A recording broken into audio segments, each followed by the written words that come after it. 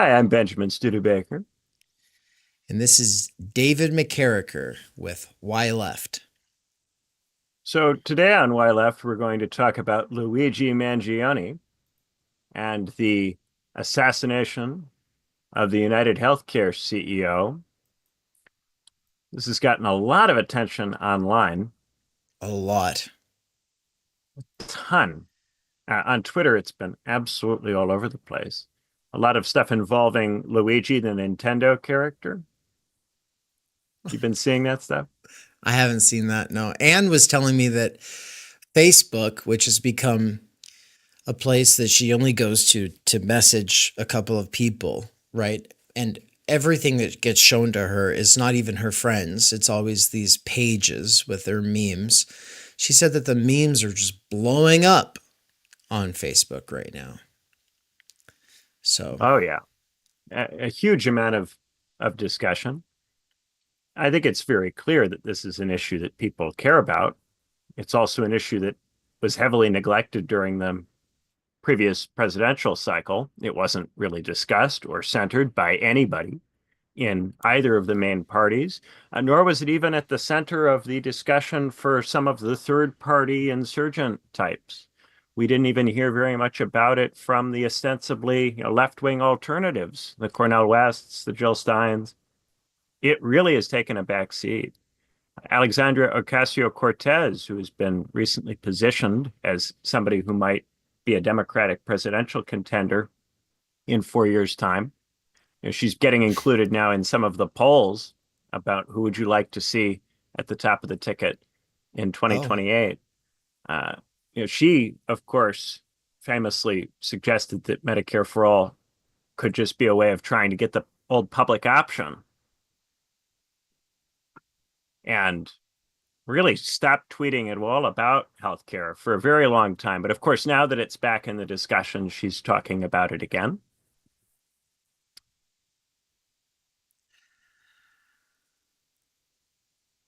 I I think in that almost kind want of to, I want to, environment, oh, go ahead, Dave.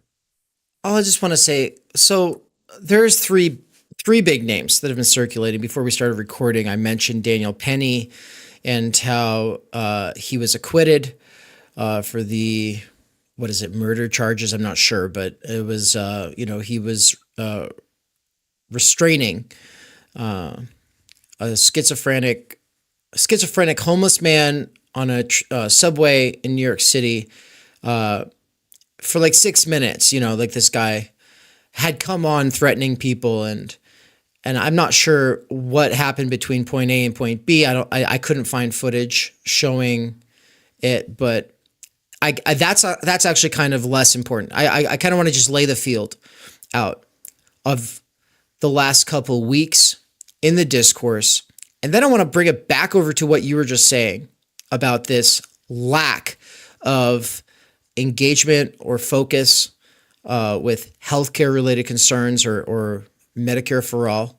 And I want to bring it back to that. And actually, when we do, I know you just put an article out there not too long ago. I think you just shared it from your Facebook recently, but it was actually maybe you published it a year or two ago. It was on Sublation about Medicare for all.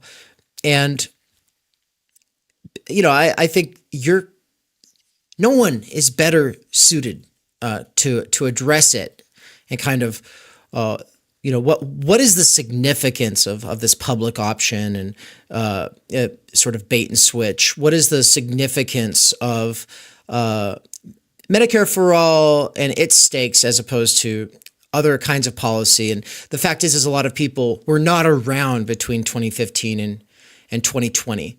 A lot of people got more interested in politics after that moment, or they were just never that interested and they just have this vague sense that there's left versus right kinds of policies, and Medicare for all is just one flavor amongst a bunch of other ones. And so I'll definitely want to kind of set you up to get into that a little bit, but let's take a step back though and just focus on some sensation. And I also want to say hi to the chat. We've got a bunch of great people in here, chief among whom Ann Snellgrove McCarricker. That's right. Got a little bit of nepotism here. Nance, great to see you.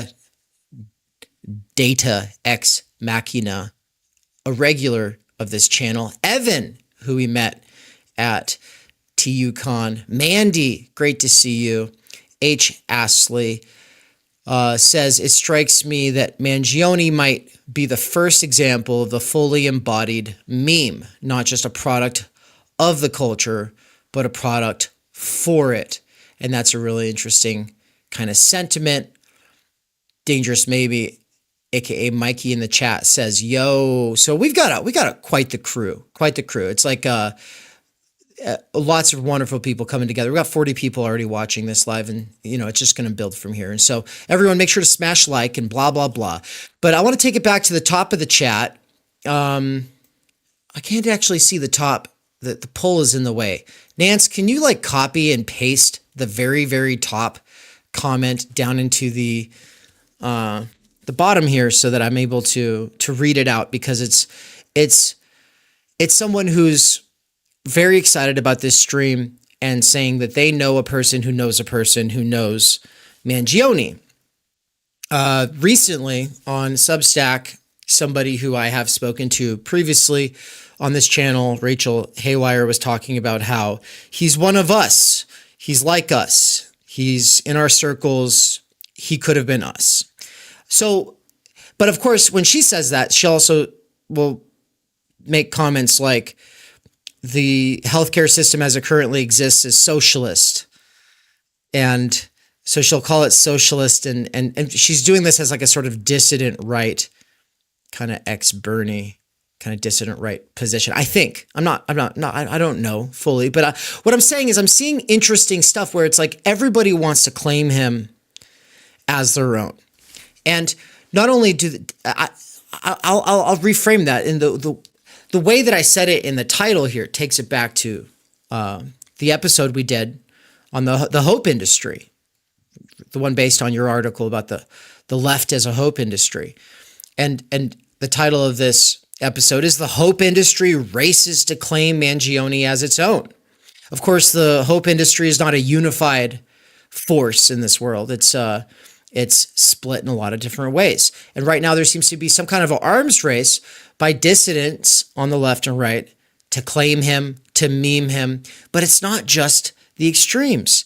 As Mandy was saying in the premiere for the video earlier today on the Theory Underground channel, Mandy was saying the mainstreams are radicalized. The mainstream is extreme now. The mainstream wants to see billionaires die. The mainstream wants Medicare for all or something like that. Something like that. And I say it like that because I've got a big questions as far as what any of this actually means or cashes out as. But we'll come back to the Daniel Penny thing in a little bit, and then we can get more into Medicare for all. But right now, I just want to focus a little bit on Luigi Mangione and the kind of discourse around him.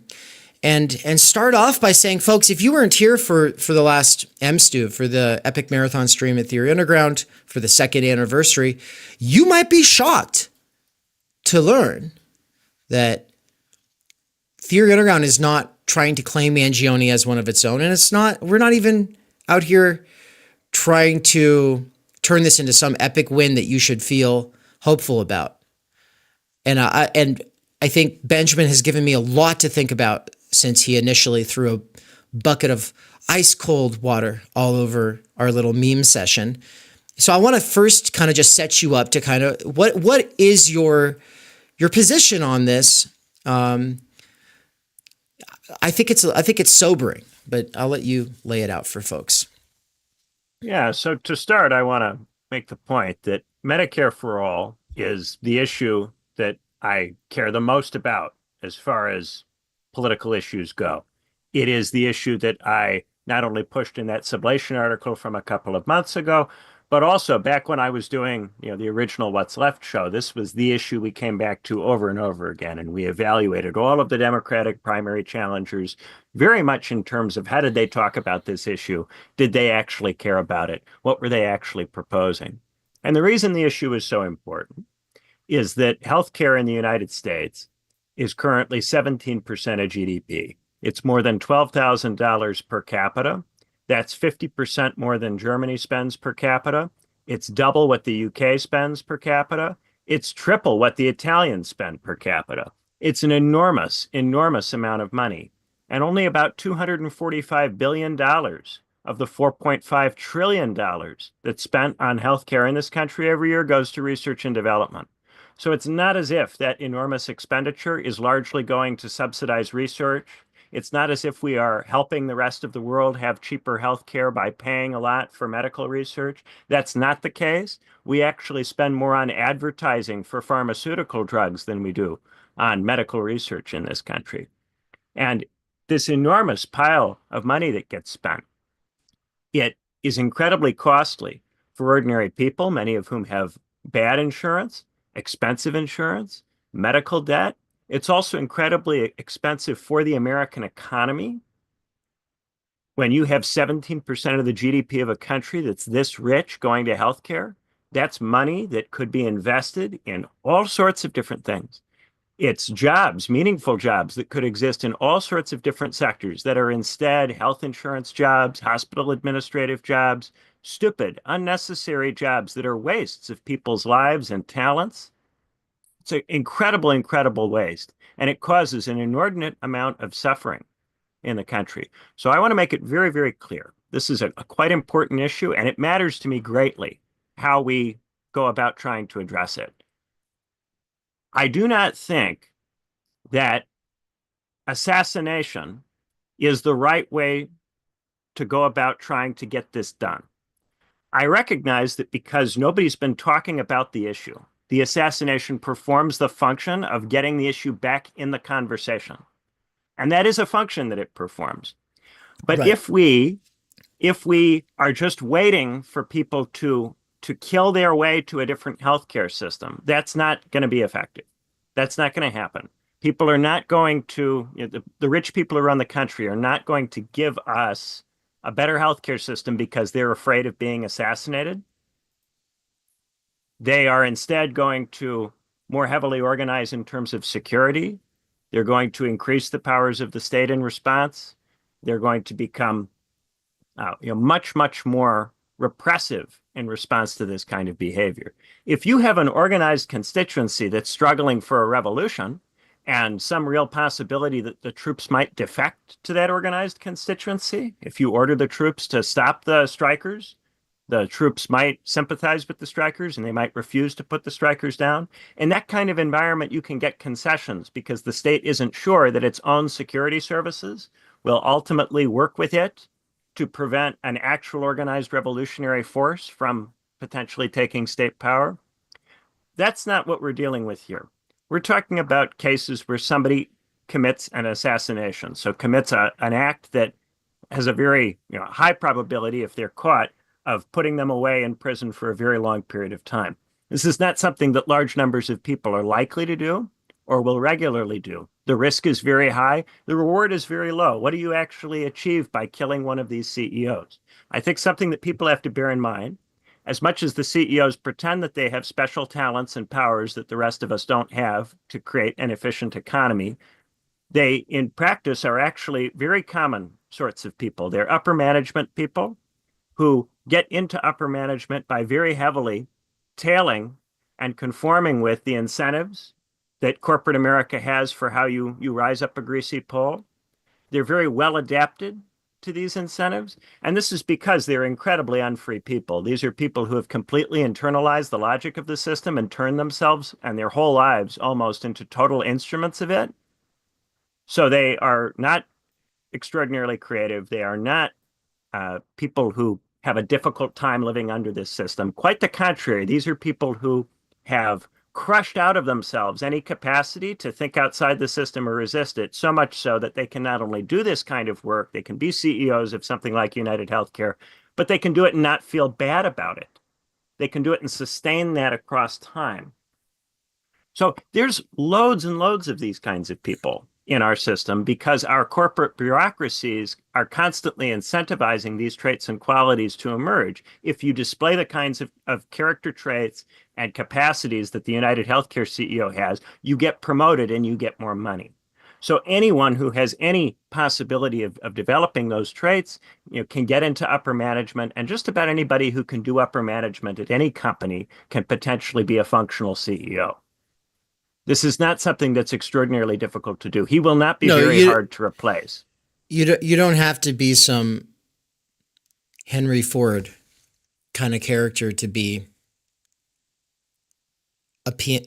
I want to say just like some PMC CEO. And I understand people are going to think, oh, but he's a capitalist. And it's like, yeah, but a lot of these kinds of positions are ones that you get into by becoming some kind of a professional manager, right? I don't know. Yeah, we're It, not even talking about capitalists at this point. These are not yeah. people who create new businesses. These are people who climb. This is a very established industry, right? Running an insurance company in the United States in the healthcare sector, running a hospital in the United States in the healthcare sector. This is a very standard kind of thing. There isn't a lot of innovation typically going on in this space. Insofar as there is innovation, it's very much at the margins in terms of trying to find ways to deny marginally more claims for the purposes of getting down your costs, or being able to investigate your patients to make sure that they really need the things that they're getting. There are things that these CEOs try to make these companies ever so slightly more avaricious and brutal than they otherwise would be. But these are really quite marginal ultimately. And a lot of these people would think of these things. It's not that hard to think of ways to rip people off a little bit more, a little bit harder. Lots and lots of people in upper management all over the US economy are capable of thinking of these ideas. It's not challenging, it's not difficult. So, and also it pays an enormous amount of money to do these jobs. So there will never be a shortage of people able and willing to do them. You will never create a situation where this doesn't work because people are afraid to be CEOs of healthcare companies. That's not going to happen. So I think that the question is, do we have a viable strategy to turn the attention that the issue is getting into a movement that can actually struggle for real change to the healthcare system? And the problem is, I don't see that. What I see is a lot of crime spectacle stuff, similar to the whole Johnny Depp Amber Heard trial from a while back, where Mm-hmm. now people are memeing and treating the act as an entertainment product, and they're spectating it. And that is something that will get us talking about the issue, but not in a way which will lead us to do anything concrete, right? We're coming into the start of a new US presidential administration. That administration is not interested in doing Medicare for all, right? The administration is so not interested in doing anything about the issue that Donald Trump did not feel the need to run on healthcare, right? He said he had concepts of a plan. He's not president right now. He's not interested in this issue. The issue cost him popularity. It was a big political capital sink for him in his first term when he tried to do the repeal and replace on Obamacare, wasn't ultimately able to do it, and then tried to rationalize that he ran Obamacare as well as it could be run from that point forward. I don't think that there's going to be in the Trump administration a large scale effort to change this, which means unless this is going to result in some kind of organization that will cause us to be in position either to challenge the American state or to produce a political force capable of actually competing in American elections at scale, such that we could potentially use existing institutions, unless we are either challenging the institutions in some kind of organized way, or we have some kind of actual plan to win power through the institutions, I don't really see how this ultimately will help us to move toward the objective. And that's what's frustrating about it for me. I understand and I sympathize with people are very, very frustrated about the issue and they want to come up with something to do, and they'd like to think that this in some way moves us toward it. Because if that's not the case, then it's just you know a frustrated person doing something barbaric because they're frustrated and upset. But unfortunately, that is what I'm seeing in, certainly in my generation, is a lot of people who are frustrated and have been kind of barbarized by the last 5 to 10 years in the sense that they have become, increasingly unable to have a strategy and to think and act in a strategic way. And so they are trying in various ways to advance political causes that I sympathize with, but they've lost the ability to think about the causes in a practical way because of the events of the last 10 years. These events have been so frustrating and so devastating for so many of us that we have reached a stage of this kind of atomized. And I talk about this in my new book. There's this bit about the sort of a person who isn't a revolutionary subject because they're not working together with other people in an organized way. So although they have what might be in a different context, a kind of revolutionary consciousness, because they're alone and hyper individuated, they have no way of acting upon that, which is actually tractable. And so it results in a kind of suicide by cop, suicide by drone. It produces behavior which ultimately causes the person to be removed from the board. Either they're killed or they go to prison in such a way that they, are not going to be out and able to do politics or to engage in social organizing. And I think this is a guy who, if you have a critique of this system, you'd like to find something that you can do with that critique that's tractable. And it's a sign of just how completely bereft we are that not only that this would happen, but that people feel like there's so little that can be done that they Mm, are trying to rationalize this as an effective step. It's really heartbreaking. I think right. back to when I was, excited about Bernie in 2016 or even 2020, to think that we would get to this point where this to people is what looks like a realistic strategy because everything else is so completely dead that really we're going to try to talk ourselves into the idea that you know anarchist terrorist acts are the I way forward. I think I need to put on my little devil's advocate hat here and stick up for the people who are like, wait a minute, Benjamin, because I'm pretty sure there's probably people in the chat who or just in the audience, the broader audience, thinking just because people are not in some organization doesn't mean that their actions amount to nothing. And so I would, this is where we have to bring it to propaganda of the deed and like how anarchists really do think that some kind of a sacrificial, symbolic, heroic, courageous act that gets to the nerve of the moment can trigger all kinds of stuff. There's a sort of butterfly effect that can possibly come from something like this, and it at least stands to reason. It at least stands to reason, and then even You know I what want this to is like? I okay, go. All right. I like to call this boombox theory, right? You know, in the movie Say Anything, where the guy shows up with the boombox to play it in front of the window of the girl that he is into to try to get her to, I can't remember whether it's notice him or come back to him or whatever. The romantic grand gesture that the really desperate guy does to try to, ultimately compel the object of his desire to respond to him. And in movies, this sometimes works, right? But then if you try this in real life, if you try the kind of big romantic grand gesture, most of the time the person that is meant to respond to the gesture doesn't respond the way that they're supposed to in the movie, right? Most of the time, what they instead do is find it like creepy or too much, or they respond in some way to protect themselves from you. And I think this is very often the case. Anarchists often do this kind of stuff because they've been brutalized by our system and desocialized by it in various ways.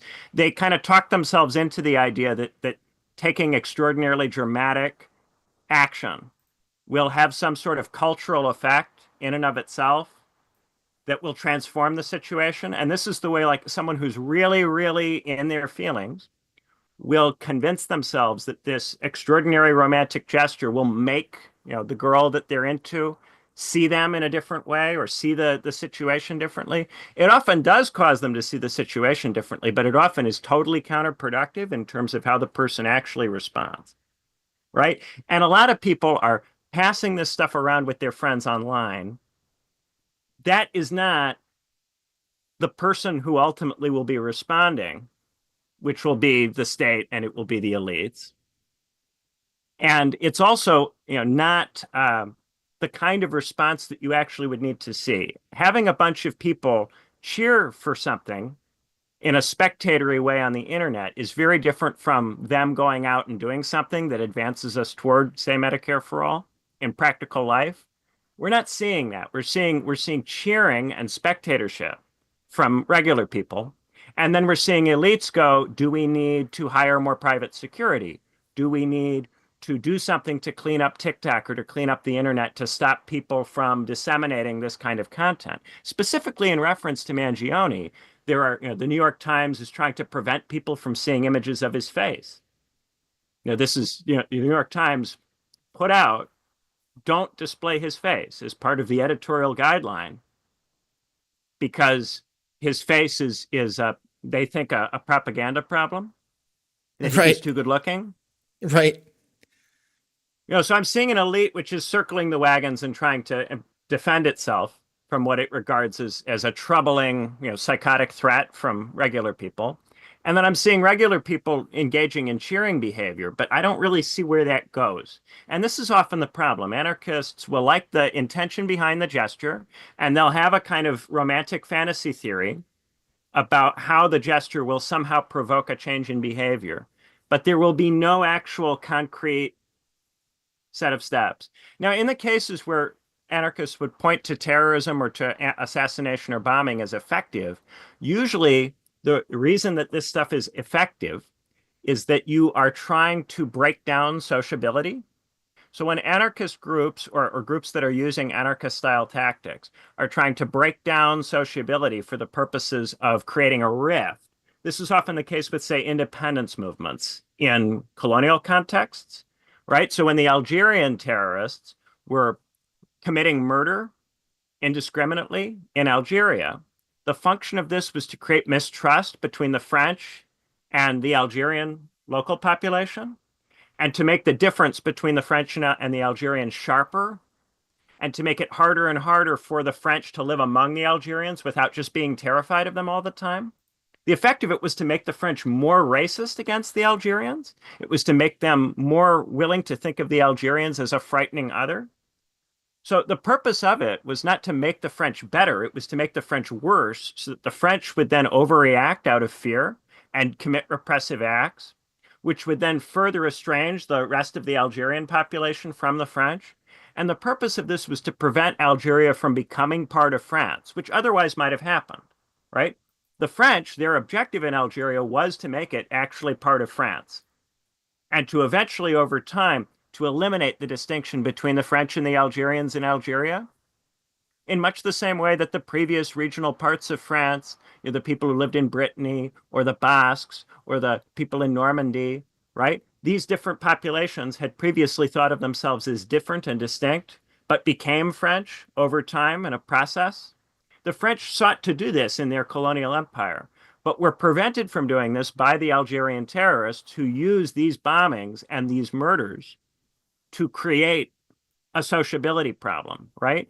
So in that case, you can see concretely what their objective was. Their objective was to make it impossible for French and Algerian people to get along or to see each other as potentially part of the same population group. So their goal was to dissolve sociability, and in dissolving sociability, they thought they would achieve something politically.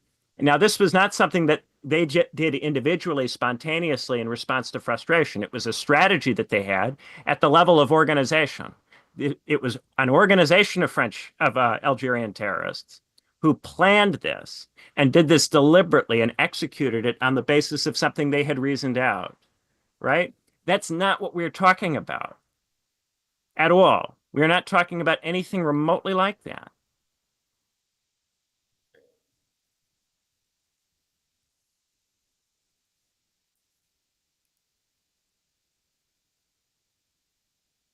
I guess the other Yeah, so there was two prongs to what I was raising, and you've this was you addressing the first one, but the second one is like, do you not have any? I guess I could you at least give us some kind of an indication, Benjamin, that you got something cathartic out of this, or are you like the one person in America right now who's truly like, no, it's just really too bad, and that's all you have. You're not like I'll speak for myself. It's everybody. It's really hard for me to not like get off on this somehow. Like there's this part of me that just wants to punish the elite of America. There's this part of me, and it's not the biggest part of me. It's not the best part of me. I don't think it is. It's a less mature part of me, I think, but it's also a part of me that is pretty jaded about the fact that I have chronic pain from treatable conditions, right? Like I have never had a doctor. I've never been on first name basis. I don't even know do people call their doctor by their first name, or is it like Mr. or Mrs. whatever. I don't know. I've never had a doctor. And now at the ripe old age of 37, it's like I should actually have like a regular relationship with a doctor. Not possible.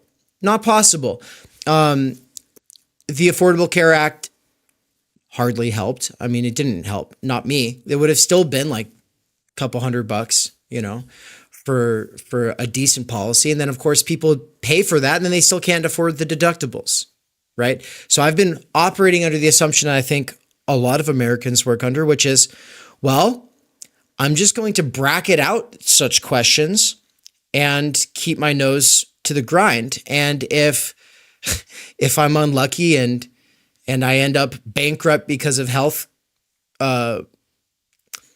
because of hospital visit, whatever, well then so be it. And I have literally just been working that way. But I've been thinking more recently about, when you bracket out stuff like that, when we're talking about like say college debt or the constant precarity under this healthcare system, it doesn't go away.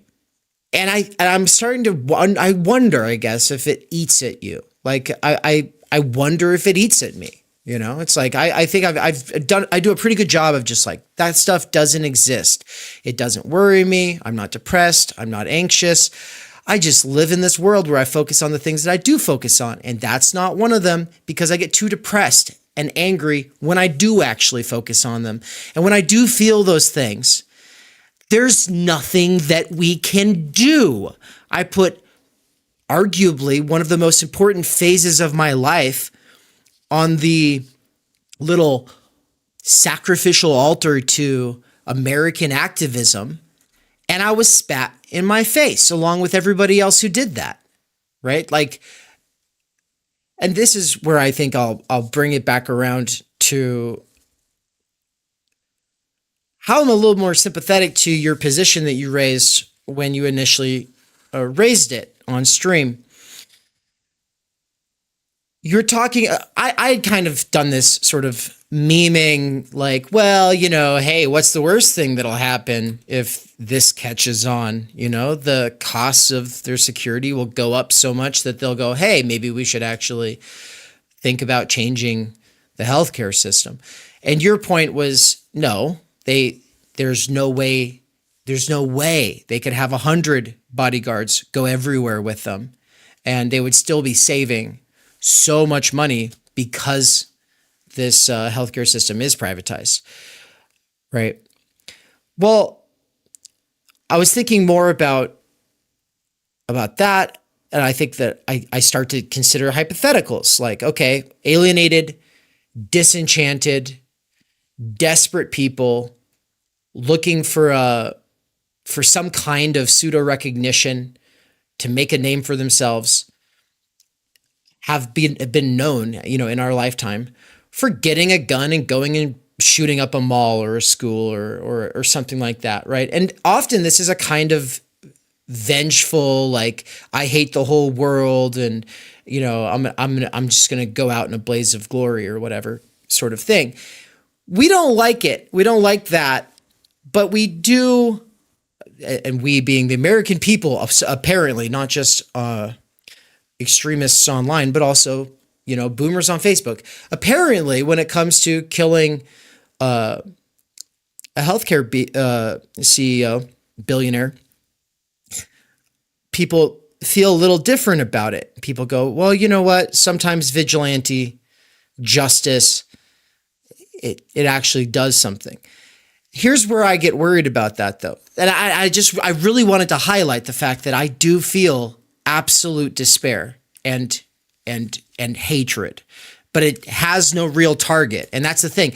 I can't put that on this man or anybody who works for the system because I don't think that they're doing it. I don't think that they could stop it if they tried. And I don't think that people being more scared of working people is going to make the difference. But where I get concerned, because there is this part of me that goes, well, I mean, maybe it doesn't do any good. Maybe it does a little bit of bad, but also, hell, at least people know we're hurting, right? At least people know we're hurting. But since that conversation, Benjamin, the big realization for me was, oh, Americans are too fucking stupid to tell the difference between a universalist politics and a particularist politics anyway. We already know that. We already know that because people can't tell the difference between a Bernie Sanders and an Elizabeth Warren.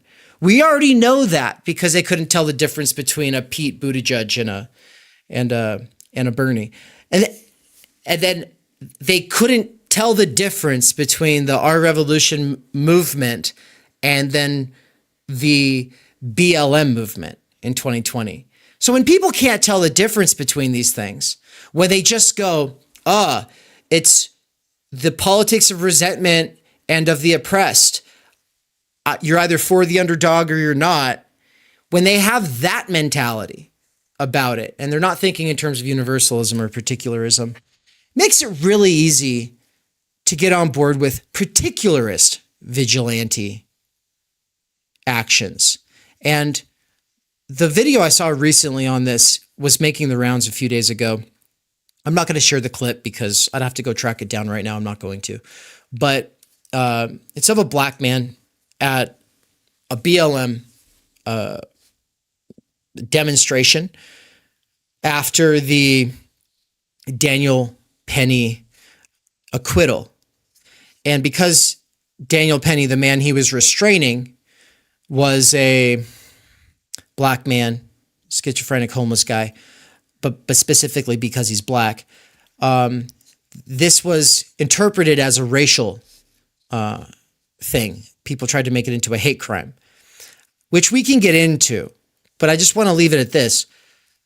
At the demonstration, the BLM activist was saying, we need our own vigilantes, right? A time of systemic failure and people feeling like they don't have anywhere to direct their rage, and that conditions wherein organizing some kind of a broader movement seem impossible and might actually be impossible. I'll just throw that out there as well. Lead to an obvious series of crises, one of which is a rise in vigilanteism. And if people are looking at Mangione and saying, hero, it's not a big leap.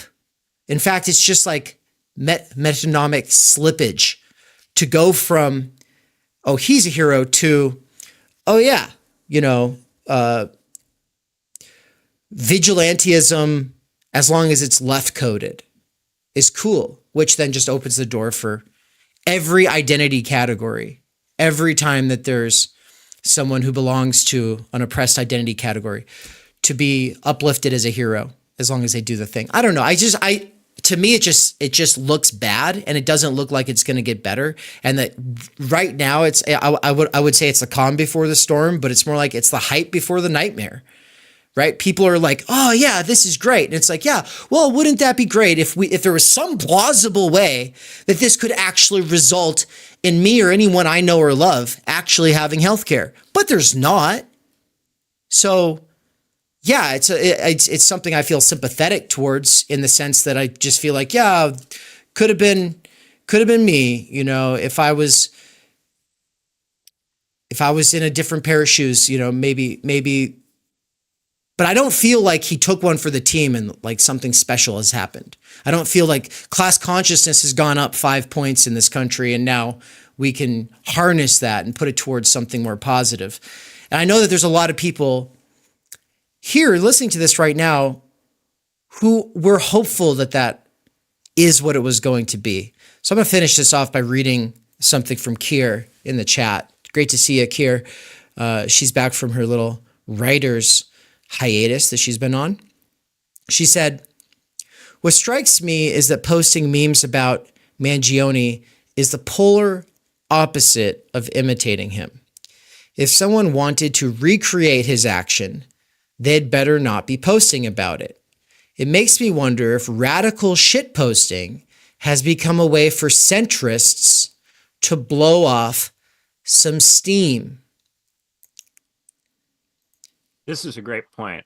And I do think that this is very much part of the spectatorship. Part of the spectatorship, and this is what will happen. It will turn into a courtroom drama similar to Johnny Depp and Amber Heard, similar to O.J. Simpson. It will become this great big conversation. People will cover it incessantly. And what people will do is they will use talking about this as a substitute for doing something. They don't have to do something because they're following it, they're talking about it, they're sharing about it on social media. They think in sharing about it that something's being accomplished. The thing is, we saw all of this in the 10s. This confusing the meme or confusing posting with doing something.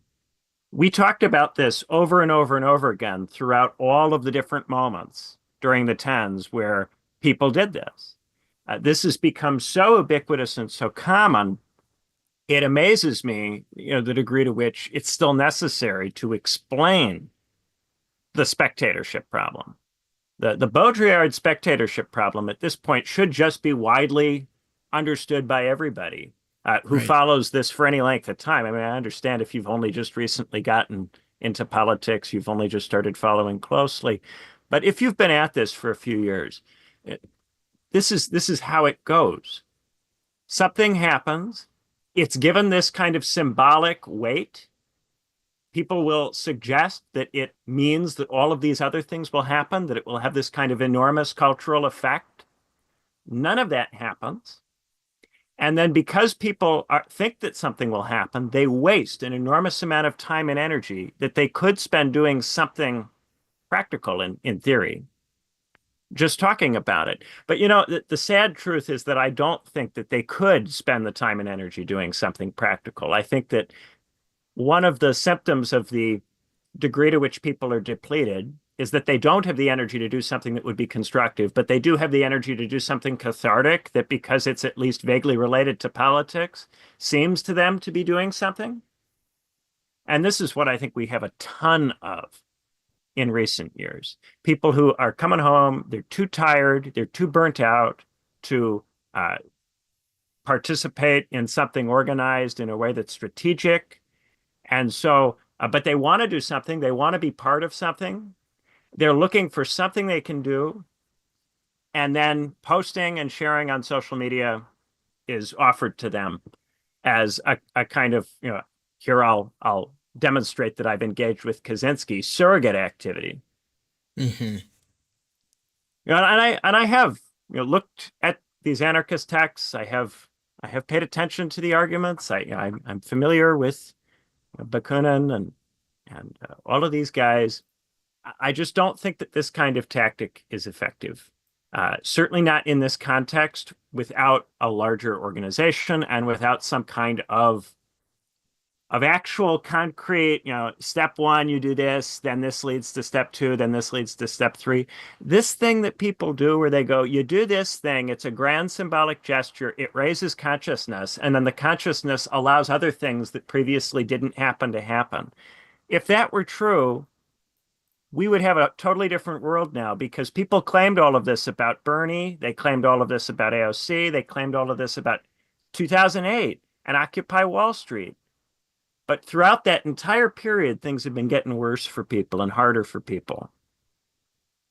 Nothing has gotten better since 2008. Nothing in this country has gotten better. Except for me and a couple people I know. We've gotten a little better. But yeah, but the discourse as a whole has gotten worse, right? No, Even if we've learned things, the overall discourse seems to have gotten worse. My only hope is that it was always this bad. It's just that at earlier stages, I was less good and therefore didn't grasp how bad it always already was. right. But when I talk to older people, oftentimes their view is that it has in fact gotten worse. Now, they might be curmudgeons about it. Right. No, I think everybody's pretty sure things have gotten worse. And if I'm better now in terms of, well, I'm just more developed, theoretically, physically, emotionally, socially, whatever. That's just this individualistic shit that doesn't actually seem to ripple out, right? In the ways that we're talking. And even just talking about it in rippling out terms is part of the issue. In the post-class fractured mass, everybody's got opinions and interests, and those are going all over the place. And sometimes they coalesce and correlate and congeal and change. But the point is there's not there is no movement, right?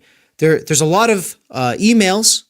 If you've ever voted, there's a lot of emails about grassroots this and grassroots that and the movement this and the movement for that. But there is no real movement.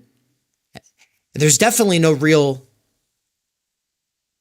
organization with a hope of changing anything. But I think bringing it back to all of this, people want to see some kind of working class, something. They want to see something come from all of this. And did you get a chance to see the Ben Shapiro comment section where on the video where he talked about the Mangione case? I saw a little bit of this. Apparently, people, even in his comments section, were not happy with him about the line that he took on it. Right. And I think that gives people hope. The fact that you have all these Ben Shapiro people arguing with him, basically being like, yeah, man, like they can agree with him on all kinds of cultural issues, but when it comes down to healthcare or my mom eating, this isn't my mom, but potatoes and gravy because she can't get the dentures that she needs, like that kind of issue. Mikey brought that one up. That's a real issue, and other issues might be real too, but this is one of those real issues that can actually unite everybody, right? So that's an act of symbolic desperation is showing people, yes, that thing that we all knew is still true. We all knew that over 70% of the country was for Medicare for all. So there's something there. I don't know. And yet, when people had the opportunity to vote for it in the Democratic primaries even, right? They didn't. When people had the opportunity to get behind Bernie Sanders at the moments at which he stood in the best possible position of becoming president of the United States, People found a bunch of different reasons to be for all sorts of other people who didn't center the issue, didn't understand the issue the same way. It wasn't just confusion. There were plenty of people out there happy to explain to you why Elizabeth Warren wasn't the same, why Buttigieg wasn't the same, why Harris wasn't the same. We did all of this. Ultimately, a lot of these people really did care more about these other issues. If Medicare for all were the only thing we had talked about and anybody had talked about in 2020, if it was the one thing that we all cared the most about, and it really was the thing that would determine ultimately what we were going to do politically, we would not have ended up with Biden.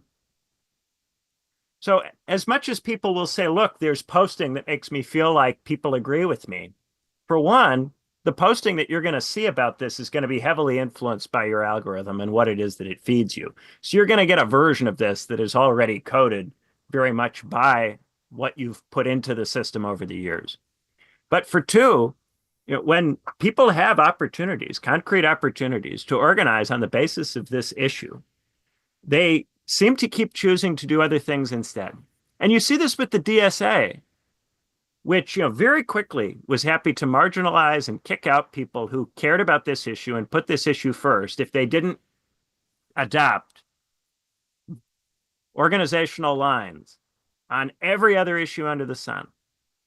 You see some of these, left presses, left magazines, a lot of them, they don't care about this issue to the degree that they'd like you to believe. And a lot of these people only start talking about this issue when it's viral. They only talk about this issue when it's trending. They don't actually care. They see it as an opportunity to shore up their bona fides with the audience or with the donors or with the voters. So if it's what's being talked about, they'll lean into it. But none of these people actually lead on this issue. None of these people organize principally on the basis of it. So sure, you may see online some people who are suggesting that they feel a certain way about this, but that doesn't imply capacity or willingness or sustained capacity or willingness to act across time. And the thing about violent acts very much draw media attention. So people gravitate to them if they have a theory of change, which is if you're controlling the conversation, if you're in the discussion, then what you want will eventually happen. This way of thinking about the internet, that we just have to stay trending all the time, and then we'll get whatever we want. This is not how politics works. Even it's been changed by the internet. I'm not saying the internet doesn't matter, but it is not the case that you just have to get trending every day, every week. You have to find a way to stay trending. And then if you do that long enough, you just get whatever you want. And the Harris campaign thought to some degree in this way over the course of the summer. You were hearing from Democrats thinking that because they had brat summer, Kamala is brat trending, or because they had people doing, little dances or whatever trending on TikTok, that meant that they were going to get somewhere politically, or that people were concretely committed to Harris in some kind of thick, substantive way. One of the things that has gone horribly wrong is that every ideology, every part of the political spectrum, left, right, and center, has this notion that it's about finding the right language to be in the conversation all the time. And if you just find viral language and you get yourself in the conversation all the time, this will give you something. I mean, the equity crap from a few years ago, that everybody's seen that chart that went around, that the picture of the people watching the baseball game standing on the boxes, the equity chart, the little equity picture. Oh, like the cartoon? Yeah, the I think I've seen cartoon that. with the three Yeah. people, the short guy, the medium guy, the tall guy, they stand on different numbers of boxes so they can all watch the game. This picture went absolutely everywhere on the internet. What has it done for poor people in this country? What has that done for people? What does trending actually accomplish? This is something we've talked about many times. Well, maybe not us recently, but me on What's Left, me over the years. I've talked about this many times. The trouble is people have the energy to do this low effort stuff on the internet. That they have the energy to do, and if they can convince themselves that it's real and that that's politics, then they feel like they're part of a cause that's larger than themselves, and this gives them a sense of purpose or a sense of recognition or a sense of being part of something. It's an incredibly cheap way to let off a lot of steam and to blow off a lot of resentment in a way which is totally harmless to the structure.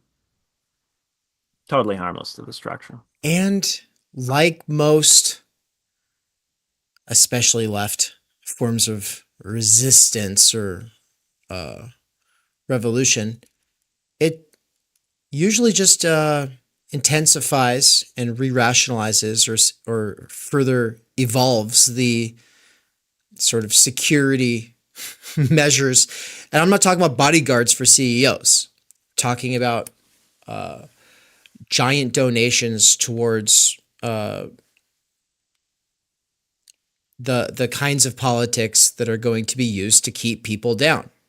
Right? Regulation of the internet. What happened when we went viral over and over in 2016? You know, I had blog posts in the mid tens that did hundreds and hundreds of thousands of people reading them, right? Numbers that I can never get on Substack, no matter how good a thing I write on Substack or on my blog today. I would never get these numbers. How did I get these numbers? Because back then, Facebook, Twitter, they allowed you to share external links. They promoted your external links. They were happy to help you grow. They wanted to see people using the apps, engaging online. They wanted the apps taken more seriously by more parts of the populations. They were very, very happy for the apps to become these ways of sharing news, right? Loads of people who today are significant players in the media got their start by writing these viral blog posts. What happened after 2016? There was a clampdown on the internet. The heads of the tech companies, of the social media companies, were called in before Congress and they were lectured. And what happened? They changed the algorithms. They pushed all this stuff down. It's now so hard to get political content out on Facebook, external links out on Facebook. It's so hard to start a new magazine or a new publication and get any level of regular traffic for it because of these changes that they made.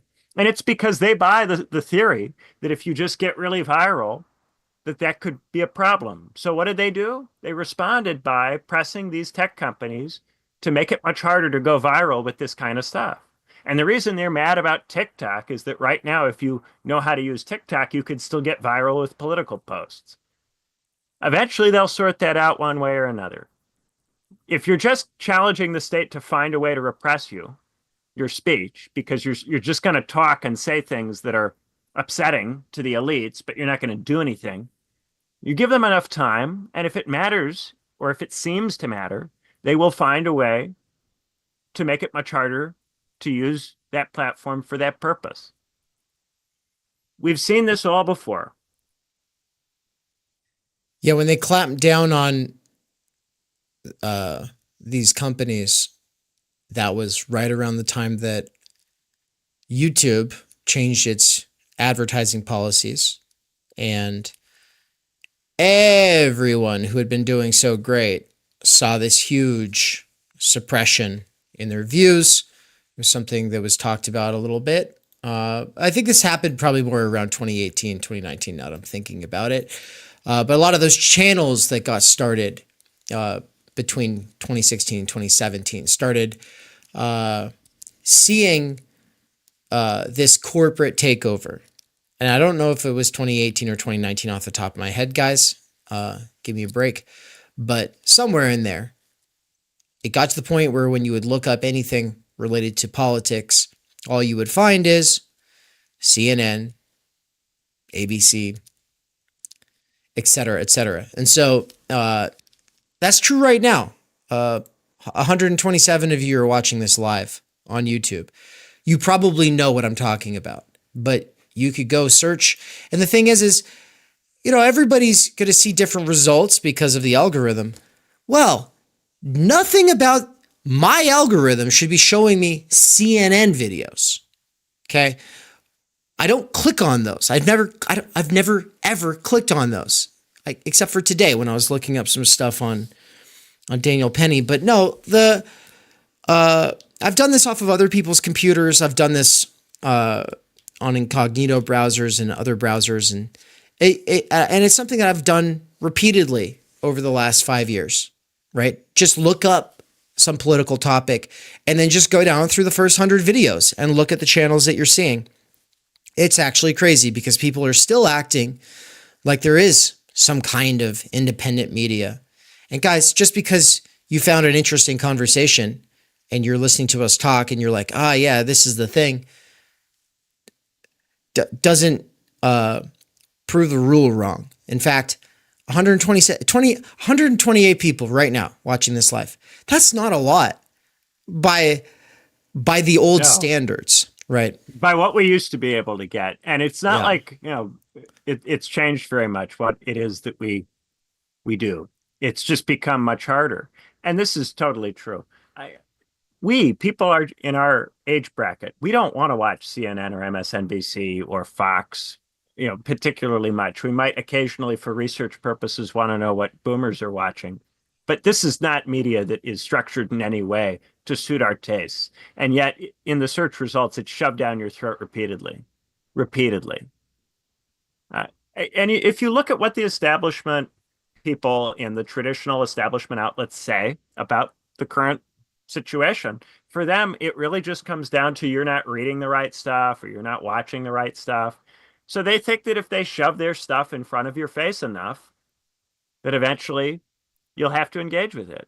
And that is very much their objective. Their idea is that you're not getting good, high quality news, you're getting misinformation, you're getting fake news.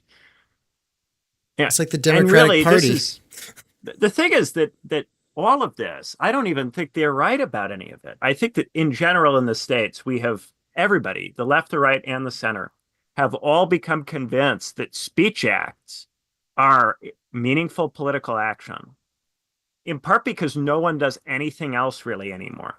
Nobody does anything anymore in the United States that is actually concrete.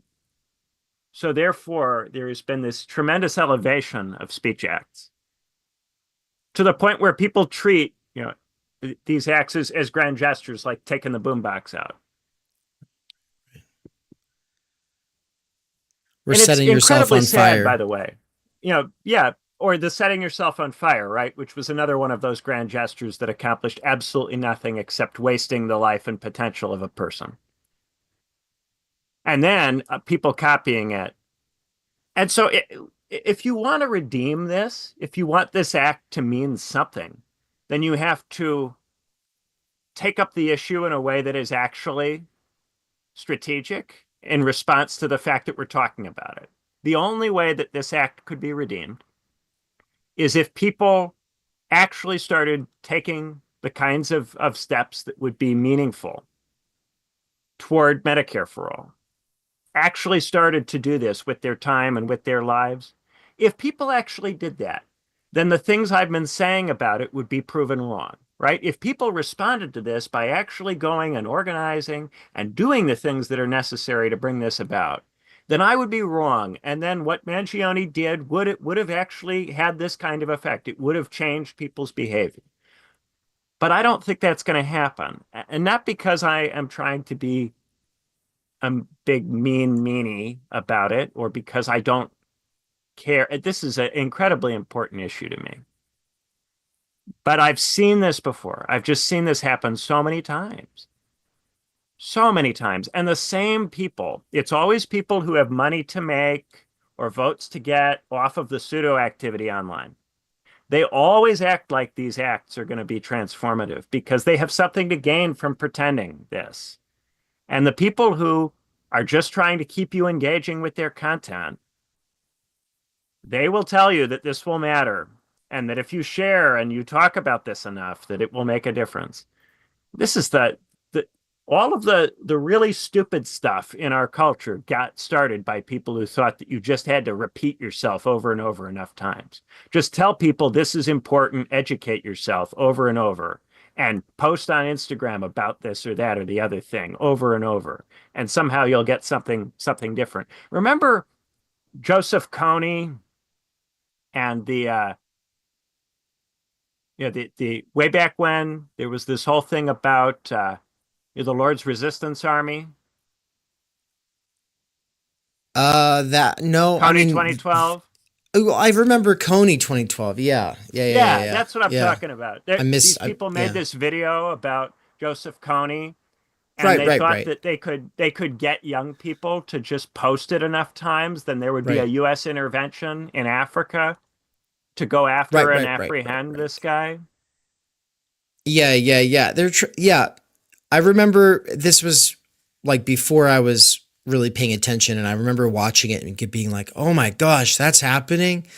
Yeah, so I Yeah, and remember then being they tried swept to up in turn it it for a into an week. actual social movement. So they tried to get the people who were sharing the video to actually come out in person and go to rallies and do things, and then nobody would show up.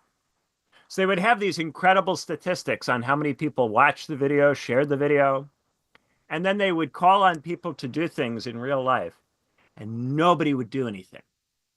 Nobody would do anything. And there was a while where all of these people were so convinced, oh my God, all these people are going to show up. All these people have been watching and sharing the video. They're all going to show up. Nobody did anything. Nobody. And that was 12 years ago now. And at that time, it was much easier to distribute the video and this kind of content virally over the internet than it is now. It was incredibly easy to do. And an enormous number of people saw the video. It was in everybody's feeds on normie Facebook, on Hmm. Facebook, because Facebook Oh used to be yeah. less normie, by the way. Facebook used to be a little bit more interesting, back when you could No, actually share political content on it. it was so viral for people who weren't paying attention or weren't conscious just yet. By the way, shout out to Ian Wenzel in the chat. He says he was 13 at the time and he fell for it. Uh, but it was so viral that it's the example, or it's the sort of defining moment that Angela Nagel uses to kick off Kill All Normies. She talks about Coney 2012 and Harambe, right? You know, I don't know. Matt Gilbert's in the chat saying that this is very different from Coney 2012. I want people to think about this and come up with reasons why it is or is not. I mean, the I want issue is I want to different. I want to think more about the society of the spectacle, the Debord thesis versus the Baudrillardian position. We have a whole lecture on that for subscribers at TU. The Mikey does Debord versus Baudrillard. I'll just tell you all the short version. It's the difference between the spectacle, making people passive, making you feel like you're doing something when you're not. That's the Debord thing. Versus pseudo activity. That's the Baudrillard thing, right? So is it passivity or is it pseudo activity? And then, of course, we're in this new position where we can say, are the two ever unrelated, right? Doesn't passivity on one person's part or part of the population's part encourage pseudo activity in other people? So, for instance, most people doing nothing, saying nothing about healthcare leads someone to do something, but then what it turns out to be is actually pseudo activity. Then, of course, I think most people would say, yes, that's undoubtedly true. But then there's going to be a new question, and that is whether this actually counts as pseudo activity at all, right? We could definitely say that the memeing of it might be a form of pseudo activity or passivity. Who knows?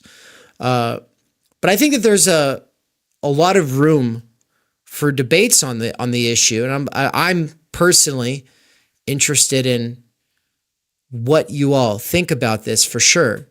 But I'll read what Matt Gilbert said. He said, because I asked him why, and he said, we're normal people talking about Coney 2012. Don't remember Yes, that at all. He said he doesn't remember yes, that at all. He said, did Coney absolutely they were. 2012 affect ordinary Americans in any way?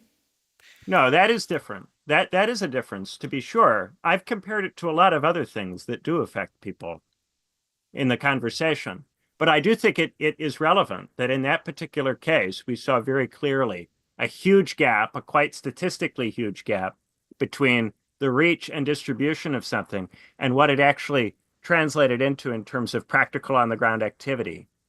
Now, in this case, we're talking about this before we would be able to establish any kind of statistical relation. And the thing is, in the case of the Coney 2012 thing, this is an advantage that the Coney 2012 thing had. There was an actual organization that was coordinating it. So there were people who could call on you to do something in response. The people who distributed the video asked people to do something, right? There was a video distributed by a group, and then that group asked people to do something. Now, on this issue, there is no one, no organization, no group that will ask us to do something about Medicare for all or about healthcare in any kind of coordinated large scale way. And people have liked to imagine that maybe Bernie Sanders would be that person, that he would call for a general strike or that he would ask us to do something. He never did that. All he asked us to do was to vote for Joe Biden, ultimately. So there's no Hmm. one around who's leading any of this. Who would be the one? What organization, group, or person could, in response to this event, call on us to do something that we might actually do? Who's coordinating this? Is there anybody? Who do you go to if you want to be part of it? What do you join? I don't think anybody has a clue. And when you have that problem, you don't get there by wishing it away. So as much as the Coney 2012 thing, I very much agree. It was an issue that did not directly affect Americans in anything like the same way. And as I've said over the course of the show, I think Medicare for All is an extremely important issue, very, very central. Nevertheless, the people who were organizing that were more strategic than we have been, because at least they were thinking in terms of coordination. At least they had a strategy and a plan. Nobody in the American left has had a strategy or plan to achieve Medicare for all in a very long time. Nobody. And all the people who are acting like, oh, look, this person's drawing attention to our cause, haven't been doing anything about this issue for years. They haven't been doing anything to accomplish this. And now, because you're talking about it, they want to pretend like they've been leading. Hmm. They've been trying to get clicks for years. That's what they've been doing. They haven't been leading. Nobody leads on this issue. Perfect segue for engaging with a hater in the chat who basically is suggesting we're no different. What are we doing? We're sitting here talking about it. Nothing's changing. You're just saying nothing ever changed. I'll read a couple of these comments because I actually do think it's worth talking about, because I do think that we're doing something different. Of course, it'd be very easy for me to do this sort of, oh yeah, well, at least we know that we're not doing anything. But I'm not going to sell ourselves short here. I do think that we're doing stuff. But here's what he says. So why is the discussion focused around vigilantism and not on how our sick society accepts it is okay to make millions denying people healthcare? First of all, nobody said that that's okay. Like you won't find anybody who thinks that that's okay. But let's keep going. It is very individualistic even to make the claim that you are better. Say who? Oh, you mean that I have a personal subjective experience and therefore I am not able to make Guys, judgments this is not a moral discussion. Stop concretizing the abstract. This is an abstract problem. We have an abstract problem, which is a healthcare sector that operates in this completely horrible way, right? When you concretize an abstract problem and you make particular people or groups the bearers of blame for the problem, you don't approach the problem, because the problem does not come from particular bad actors or groups of people. The problem is structural in character. So this is not about who's good, who's bad, healthcare CEOs or Luigi Mangione. That's not what this is about. Benjamin, I want you to be able to say a piece about, and we'll close out this segment and then folks will be back with a little bit more. But for the closeout of this episode, though, I just want to make sure that we actually say what we're doing. But I do want to read the last two comments here. He said, and this is Yank. He said, hey, but allowed you two to act glib and cool by pointing out it meant nothing while doing nothing yourselves but talking. And then hold on. He said, or some people will just tell you nothing matters and you need their courses to teach you what is going on. There you are. There is the selling. How are you different from the others you criticize? And first of all, I apologize if we were a little glib. Maybe I don't really think we were, but if we were, I don't think glib is a good look, but I'm not going to apologize for being cool. Thanks for saying that we're cool. Benjamin, what would you say we're doing beyond talking about how all everyone is doing is talking? I'm not trying to sell you me as a personality, as somebody that you think of as better morally than other people. I'm not arguing about who's morally better or who's morally worse. I'm just trying to describe what's happening. as I see it. So if you think that what I'm describing is what's going on, then maybe what I'm saying has some value to you. But that's really it. What I do is a kind of diagnostic political theory. I try to look at the situation and describe it so that you can act or not act as you see fit, right? You may be looking at this and you may be thinking, is there something I can do? So I'm here to help you think about what's going on and decide what to do in your life. That's what I'm trying to do. Now, the question for you is, am I a good analyst? Do I have a grasp on what's going on? Is what I'm describing useful or helpful to you in thinking about what to do with your life? And you're completely free to answer that however you want. And it doesn't bother me at all if you like me, don't like me, think I'm a good person, think I'm a bad person. I'm not here to sell you my moral character. I'm not here to try to claim moral superiority. I am just trying to describe what's going on, what I think is going to happen. You're just getting my analysis. And I'm not billing you for this. This show, you can watch it. It's sitting here on YouTube. It's available to you. I think the special thing that Theory Underground is doing, and that I have put all of my efforts towards for the last, I want to say 5 years, but really it goes beyond that. But really, like, this is the culmination of my efforts in organizing and experimenting with the medium, blah, blah, blah. Yes, there's a lot of talking involved. Turns out that's what everybody on this site is here for, unless you're listening to Lo-Fi Girl.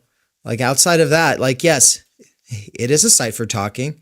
If you came to the talking site for something that's not talking, that sounds like a you problem. But courses, at least for, no, I'm just going to say it. Courses matter, right? And that there's not a place on the internet that you can go to that assumes that all of the political movements, organizations, and parties on the table, or putting plans forward on the table, are missing a new theory of the situation, and that we actually need to get back to basics in order to assess the situation. There is no place on the internet for that except for Theory Underground. Theory Underground is the only place that is doing that. And I started it because the thing that I was looking for wasn't anywhere else. But that doesn't mean that we have a course that's going to give you all the answers, because we don't. And at the end of the day, everything that we're doing is hopefully just helping people come into a freer relationship with the reality, the brute facts on the ground, so that you're not being sold a bunch of bullshit and then deluded while working with earbuds in. Because ultimately that's who we're doing this for. It's not for someone who sits there and is just like in the comment sections all day, moving from one video to another.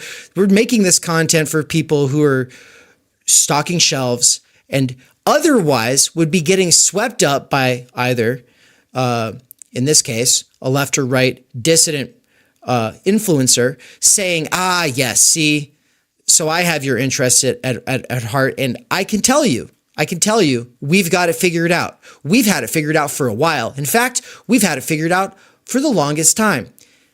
We're coming along to say they've been saying that for a long time. In fact, they've been saying it all along. Nothing comes of it. And at the end of the day, we have to raise ourselves up. We have to educate ourselves.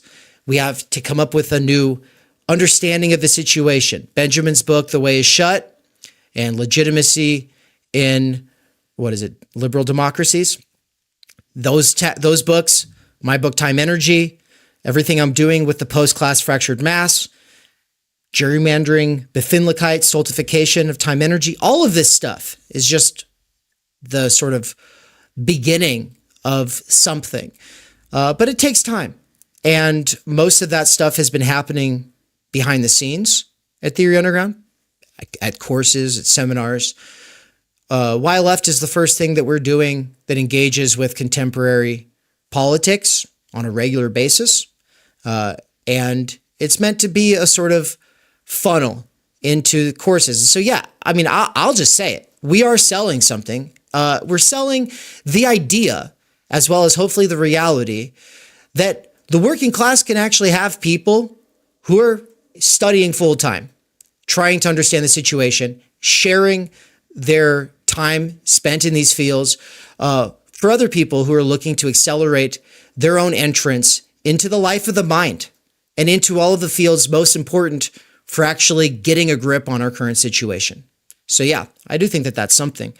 And the PSA I'm about to roll as we close out here, people on the podcast side won't hear this, I don't think, but it's a new PSA, and it actually has Benjamin and I towards the end of it, and Benjamin talking about why he loves Theory Underground, or why he thinks that there is something special happening here, and freeing Mikey is just part of that. Because like I said, the working class needs to know that it can have intellectuals who don't have to serve media companies or, legacy university institutions, but can actually just do the research that they feel that they need to do.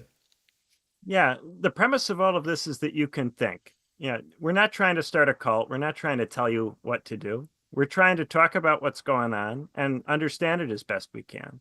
And if you want to think with us, great. And if you want to listen to the show and have opinions or have thoughts about it, great. But if you don't want to do that and you want to be told that things are going to be okay and that somebody's going to solve the problem for you, then go watch somebody else. There's plenty of people you can watch.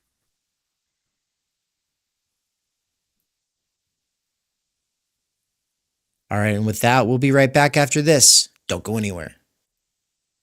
We cannot do direct revolution, but the only way to lay the foundation for it is to do what you are doing to move the underground. It's a theoretically correct title. Welcome to Theory Underground, a place for workers with earbuds who are tired of letting others read and think on their behalf, slipstreaming our way into an understanding of the situation that short-circuits the deadlocks of our moment. Research at Theory Underground focuses on what is most important for understanding our current situation. Theory of the subject, capital, time-energy theory, critical media theory, CMT, and the most essential critiques necessary for understanding why the theory, ideology, and common sense of influencers left to right misses the mark. Theory Underground is coming to a city near you. What that has meant in the last year is traveling across the United States, into Canada, and then all over Europe to promote our books, courses, and ideas related to time energy and underground theory. You've been reading Underground Theory. I'm a publisher and an editor. I run and review books. Literally, it's my living. This is the best edited collection I've ever read. Okay, picture this scene. America, early 2021. An Amazon warehouse worker arises from the emerging underground theory internet scene to create spaces for untimely topics and concerns that are too often neglected or kept in isolation today. Joined by a revolving cast of underground theorists, academics, and critics, he establishes what will become Theory Underground, a teaching, research, and publishing platform by and for working class intellectuals, autodidacts, and academics who want to do more than they're able to do within the confines of academia. That warehouse worker's name is David McKerracher, and his book Time Energy is his first major contribution to the world of theory. It was recently reprinted with a foreword by none other than Slavoj Žižek, who also contributed to Theory Underground's latest book. My Bible, it's an excellent book. A collection of essays called Underground Theory. The rest of this PSA used to have a long-winded explanation about who Mikey is, about his seminar series, as well as the seminar series that I do at Theory Underground, but I'm going to short-circuit the whole thing by just saying this. You can support the free and public work at TU by becoming a patron over at Patreon, or if you want to attend the live recordings of the seminars that I do, that Mikey does, or that Benjamin Studebaker does, as well as unlock special access to past courses, get involved in the discussions, have us read your writing, etc., well, then you want to become a subscriber at the Theory Underground website. That's how you become a real member at TU. All right?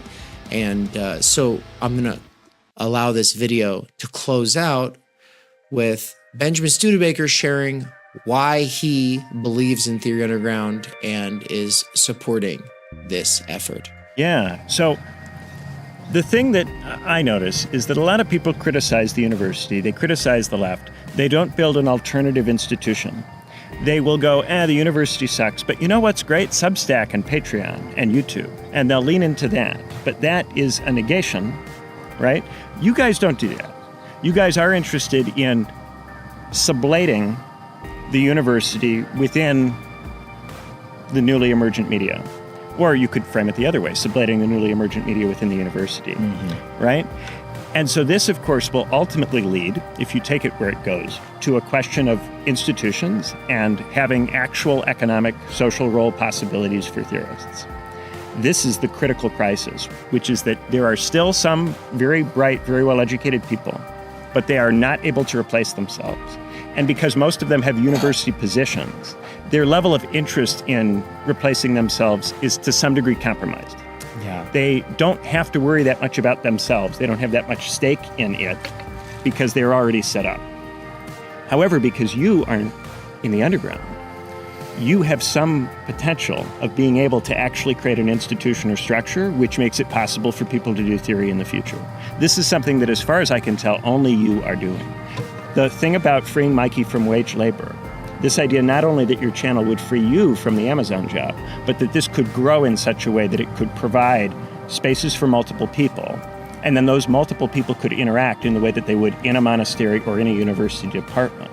This is the revolutionary idea in terms of raising consciousness and making it possible for us to think in such a way that we could return even to the horizons of the tens and talking about things like Medicare for all in a not stupid, not bullshit way, in a serious way. To get to that point, we need to raise our level of ability to think. We need new intellectuals in our generation that are real intellectuals and not people who are running around scared of what the DSA or their university department thinks of them. You have the potential to actually make a real material intervention into not just knowledge production, but in Bildung, into the making of the people. Yeah. This is something that we can do. There's a window right now where I am not in the university, and so I have a real reason to think very seriously about, can we do something else? Because I'm annoyed, myself with the whole process of trying to be in that. And I would like there to be something else, something better. I have all my critiques of it that come in part from being at Cambridge, in part from studying ancient thinkers. We could do something better than it. Not just something that is an imitation or steals some things from it and does the best you can with it, but something that actually is better and that produces the kind of theory that in modernity, how do you make a Hegel? How do you make a Marx? We have to reinvent this. It's no longer possible to do that. We've got to, I think, actually institutionalize in a material way, and this is the sense in which I will uphold the kernel of materialism, actually giving a shit about the structure and what kind of structure is necessary to give rise to a form of life in which this kind of really, really good work can be produced.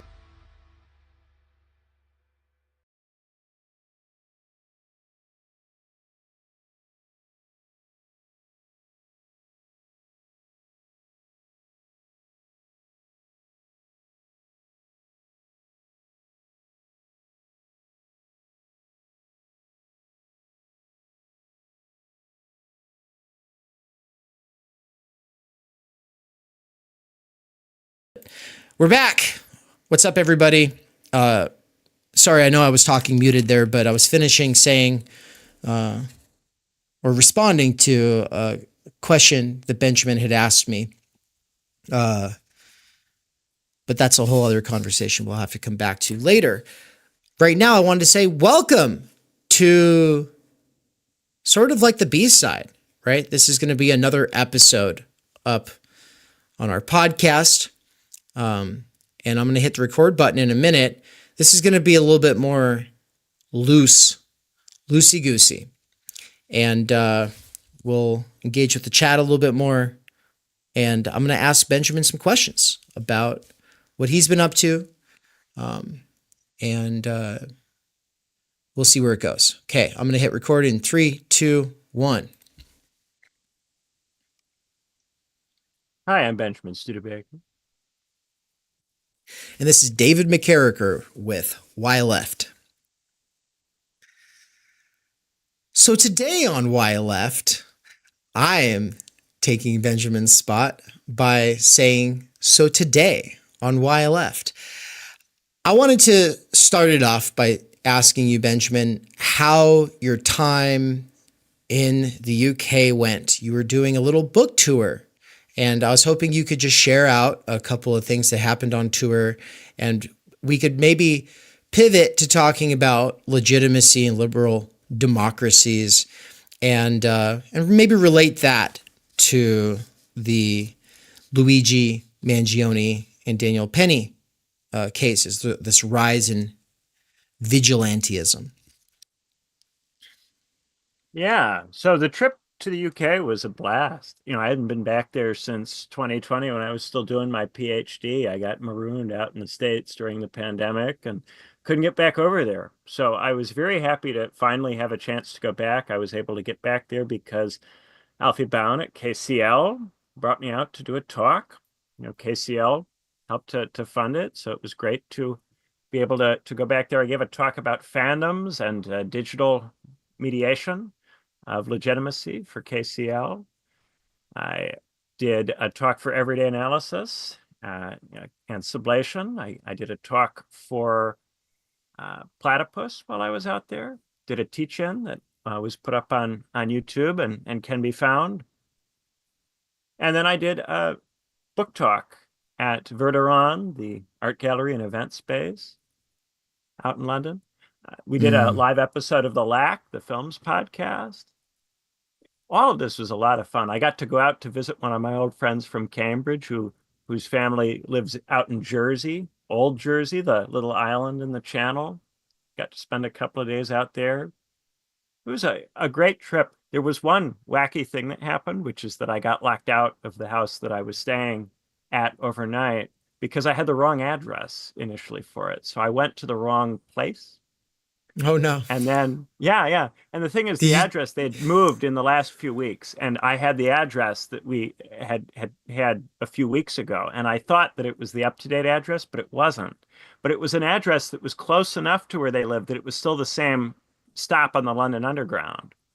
So I go to the location I've got in my phone, and I'm like, this isn't quite the right neighborhood. But I came out of the relevant Underground station.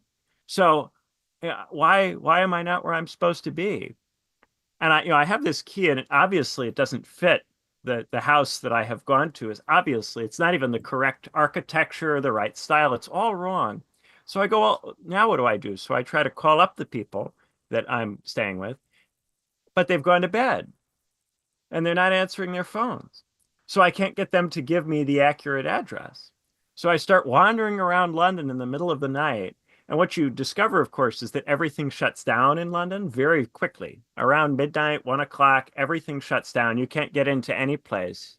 I tried going to hotels. They don't let you in. They don't allow late check-in after midnight. You can't even go in and talk to anybody. They lock the doors and nobody mans the desks. So I had nowhere to go and nothing to do. I'm wandering around like I'm a rough sleeper or a homeless person in London all night long, wandering around until I finally realized I've got location history on my phone. So I had briefly dropped my stuff off at their house before I had gone to the event. And I went, since I was there, I should be able to find the place with location history. And that solved the problem. I was able to get back there. The key worked. I got in. And by that point, it was about 4 hours after I had started trying to get in, trying to figure it out. It took me about 4.5 hours. It was 4:30 at night when I finally managed to find it. That was my first night in the country. So I was completely jet lagged. I hadn't slept at all on the plane. I took a red-eye flight the previous night. Hadn't slept at all, was so excited to go to bed at midnight because I was completely exhausted. And then I had to stay up another 4 hours until I could realize, that's right. So and it's December, so it's a little cold, not too cold, but a little cold. Just wandered around in my coat. The other thing I discovered, by the way, while I was out there in the middle of the night, is that London is full of foxes that come out at night. What? Yeah, these foxes, they just come out of the woodwork and they're all over the place. Oh, that's awesome. That's cool. Yeah, they play all kinds of games. They mess around with the trash. They're totally scared of people. So as soon as you approach, they just take off. So you didn't make any foxy friends? Well, I saw a lot of them, and they saw me, and they probably thought, "What's this stupid asshole doing out here in the middle of the night?" And No, I man. could have thought the same thing, but I like the foxes. They're cute. Yeah, yeah, yeah. That's awesome. I just have been organizing. I've been organizing, and it got to the point where I couldn't move things faster because it wasn't. I'd done what I needed to do, but there was just other people involved, and I needed. And I was like, you know what?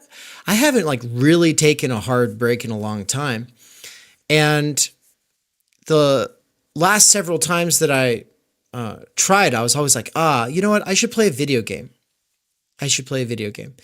That'd be a good way to disconnect and just focus on something that's meaningless and fun. And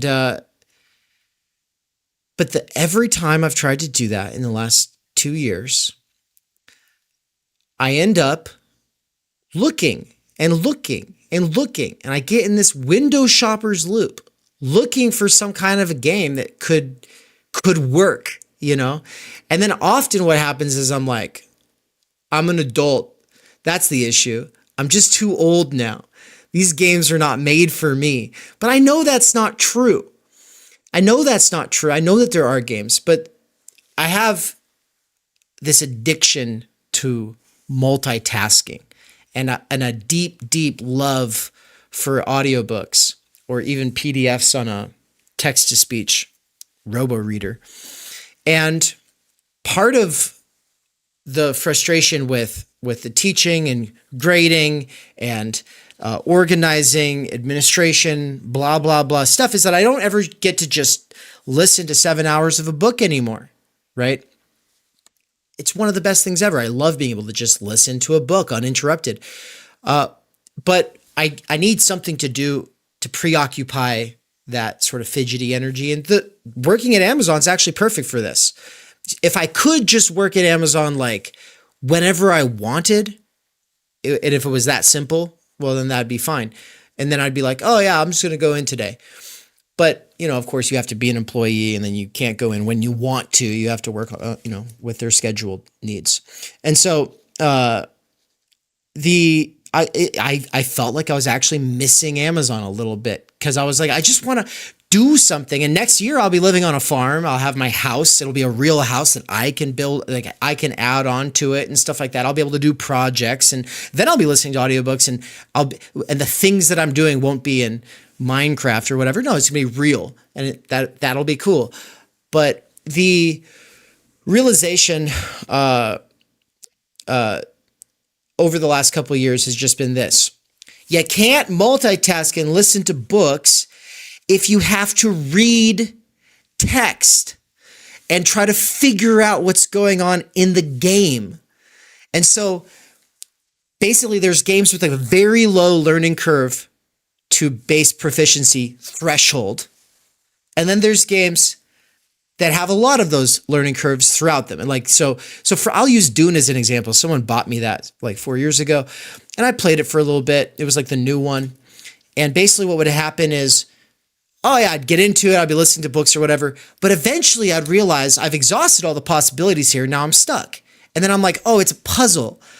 This is a puzzle thing.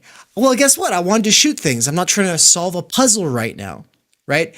So it's like games are trying to do everything, right? They're trying to, you get to shoot up things and it's just like shooting. Oh yeah, but also now there's puzzles. Oh, but hold on. There's also a story with it. And so same thing with Borderlands. I tried to play that game. Anyway, long story short, for the first time in 2 years, I actually found a new game that I was able to play. And because I really was just taking the time to cut off from everything else, including books, I was able to kind of get over those initial learning curves. And so it's kind of a city builder resource gathering game called Against the Storm. And so shout out to all the people who are into that game right now. I know it's a big deal. But all of this is, it's a segue back into theory. And I wanted to talk about time energy and how time energy is like this animating desire. It motivates me. It's also something that I that I strive for, that I want, that I know I need, but also other people need it. But then I've been thinking a lot about how there's different ways that we desire it, and there's different reasons that we desire it. And Mandy brought this up. I think Mandy's here in the chat right now. Yeah, she is. Mandy brought it up on the TU Discord, actually. She said that time energy and skole are not the same thing. And you know that because everybody wants time energy, but not everybody wants skole.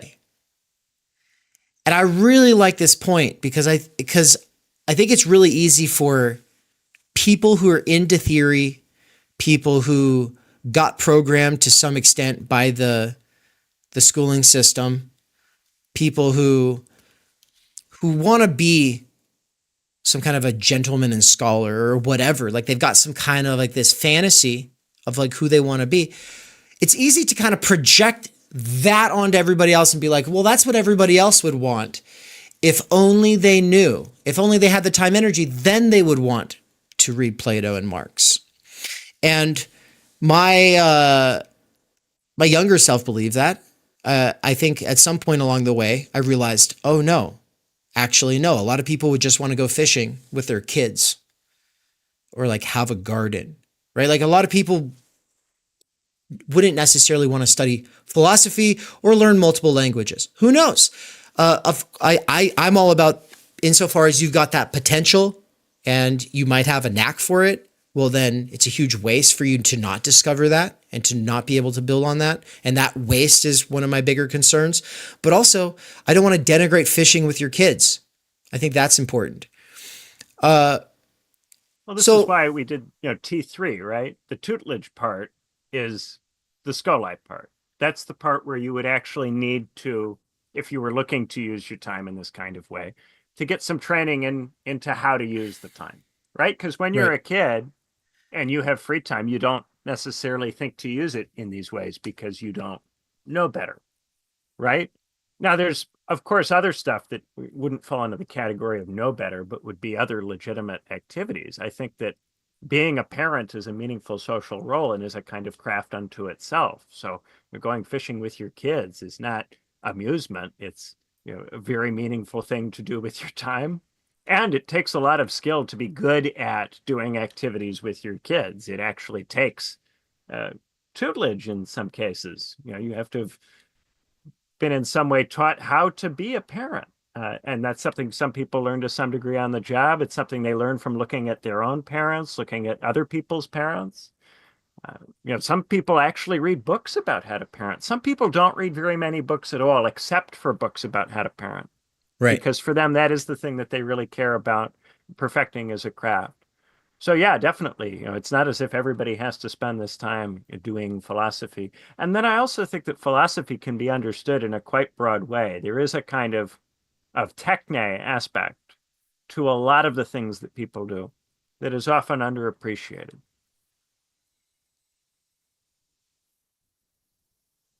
Yeah. Well, and I want to tie it back to this point about, so this distinction between time energy and skole, but also the distinction between time energy and energy time. We don't have to get too into it right now. But for my Lacanian friends, cool. Yeah, but for people who are into Lacan or Freud, you'd probably just call it libidinal time, right?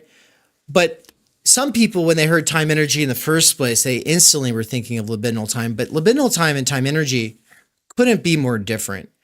Like, time energy is cool, calm, and collected, large energy-infused, repeatable blocks of reliable time, socially available. Whereas energy time or libidinal time, this is like that kind of supercharge you get to do things when you're up against deadlines. It's extremely different. And it doesn't have to be repeatable, actually. It could be for one-off projects, right? And in fact, I think a lot of the time it is, right? Indeed, people don't have working if it's too repeatable, doesn't it? If you try to do energy time too many times in a row, it loses this quality. It's in part because it doesn't happen all the time that you do have it. Right. Right. And I think the people who make it, not just through the university system, but with honors, people like me, we're able to do it that a lot. Like we're able to productively procrastinate lots of different projects against one another. And there's a kind of like constant roiling sort of, I don't want to call it anxiety or something like that. I don't want to over psychologize it, but it's just like a kind of like like there's just all this stuff and I have to, and you're sorting through it all.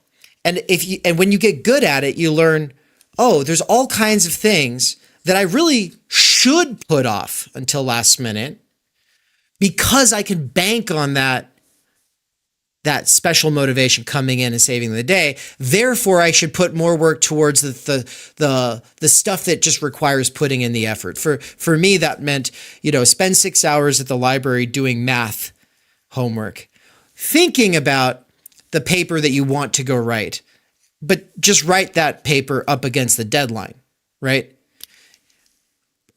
But we're the kinds of people who succeed in a schooling system like that. Most people don't, right? Most people, it doesn't usually work out that well. And I've been thinking a lot about how, you could be an achiever in academics, but you suck in sports and arts. Or you could be an achiever in academics, and then you're also an achiever in either arts or sports. Then, of course, you could be an achiever in all three of those spheres. Or you could just be getting by. And I think most people are just getting good enough. And if you can make it through and you still have some relationships, maybe some friends, well, then that would be great. But it's interesting thinking about the schooling system and what it's controlling for, what it's selecting for, right? I think we've talked about this in a lot of different ways. Some kind Capacity of to defer gratification, for sure. Capacity to defer gratification, capacity to focus on things that do not seem immediately interesting or relevant to your life, capacity to sacrifice the overwhelming majority of your formative years to doing special little dances for authority figures on the hope that they will think that you are deserving someday. There's a lot of different things that are being selected for it, but there's also people who are just somewhat gifted and also just, it's not just like, oh, I'm teaching myself to be interested in what the teacher is talking about. They actually are technically interested in the life of the mind, right? Well, some stuff is easy, right? For us, because to be good at school, some of the stuff has to be easy. You have to have some talent, right? Mm-hmm. Talent, time, energy, tutelage. Which is a lecture that subscribers at TU have access to. And if you don't know where to find that, let me know. It'll be much easier to find soon once the new website's all finished. Right now, I think if you are a current subscriber, you may have actually been moved over. You might have to reset your password, but other than that, I think you might actually have your account on the new website, and you might actually have access to the playlist that has Benjamin's lecture on T3 institutions. And remember, T3 stands for tutelage, tutors, time, energy, and talent. And I want to bring this all back to rest and video games. I know, with this whole thing about against the storm and trying to find a good video game, it was all just kind of, I've been thinking a lot about how whether you are a workaholic or a devotee to a cause, in either of those cases, you need rest, right? And workaholics, kind of, if they're like the archetypical workaholic, then they kind of have a hard time resting, right? And so I did this at the birthday MSTU. I talked about the dialectic of workaholics and jackoffs, right? You have, on the one side of the spectrum, you have workaholics. On the other side, you have jackoffs. You know, one side can never stop working. The other side can never take anything seriously. So the workaholic at a party is a busybody, and the jack off at work is a busybody, right? So these are these two extremes. Most people are not these extremes. Most people are ethical normies. You know, ethical normies are just trying to live that virtuous mean between those two things, right? They're not trying to be a total jack off, and they're trying not to be. They That have would temperance. be maybe the fourth thing, right? T4, temperance. Yes, temperance. We can't make it T4 though. There's a bunch of other great T's out there. We could also add T, you know, so important to the American Revolution. You know, we could add temperance and tea. Also anyway. I set up the devotee to a cause as like someone who I was saying is outside of the split between workaholics and jackoffs, and they're not trying to use temperance to balance being a workaholic or a jackoff, because the devotee to a cause is not gonna be a workaholic or a jackoff most of the time. Most of the time, all they care about is the cause, whatever it is that they are devoted to. But I was talking about how, from the standpoint of the workaholic, the devotee, or we'll say, from the standpoint of the ethical normie who leans workaholic, who's more workaholic than not, the devotee just looks like a workaholic without temperance. And from this position of the jackoff, the devotee just looks like a workaholic, right? So it's easy to, because one person's doing stuff all the time, the other person's doing stuff all the time. The thing is that the cause, ostensibly, is not some profit-driven enterprise, right? It's not a careerist thing. It's not a money thing. It's not even a fame and glory thing. It's for its own sake. Right? It's the for its own sake. Yeah, a little bit, you know, kind of Arendtian move here. You've got the kind of, you know, work, and then you've got the stuff, you know, that you've got to do, you know, just to sustain your body, you know, eat, rest, right?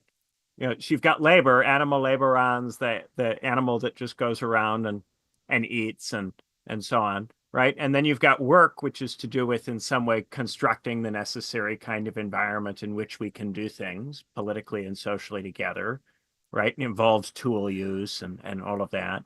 And then you've got action. And for Arendt, action is where the intrinsically meaningful, the for its own sake occurs, right? So, you know, work and labor are not quite the same as, say, Aristotle's, you know, work and amusement, play.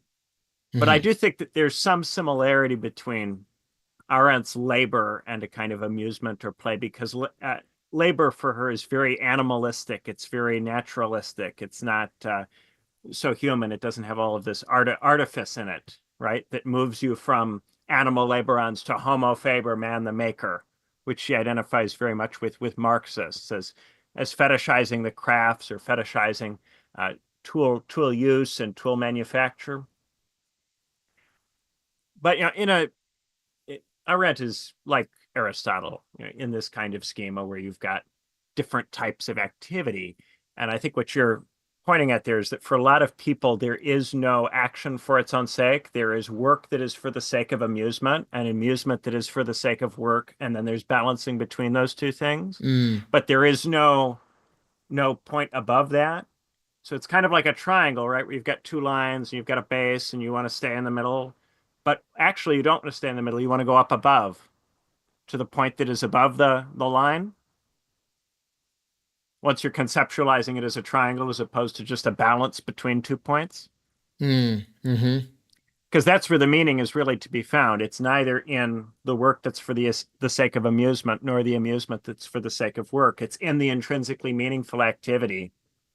Right. That you have to have a certain amount of tutelage and maturity and so on to even notice is a possibility. right? When you're a kid in high school, you go to school so that you can get away from school and play on the weekend, right? You're playing on the weekend and then you'll have to go back to school. And it's really just these two things. You'll do what the adults say that you have to do, or you are goofing off and playing around and doing whatever you want to do libidinally. And part of growing up and becoming mature is realizing that those are not the only two things a person can do.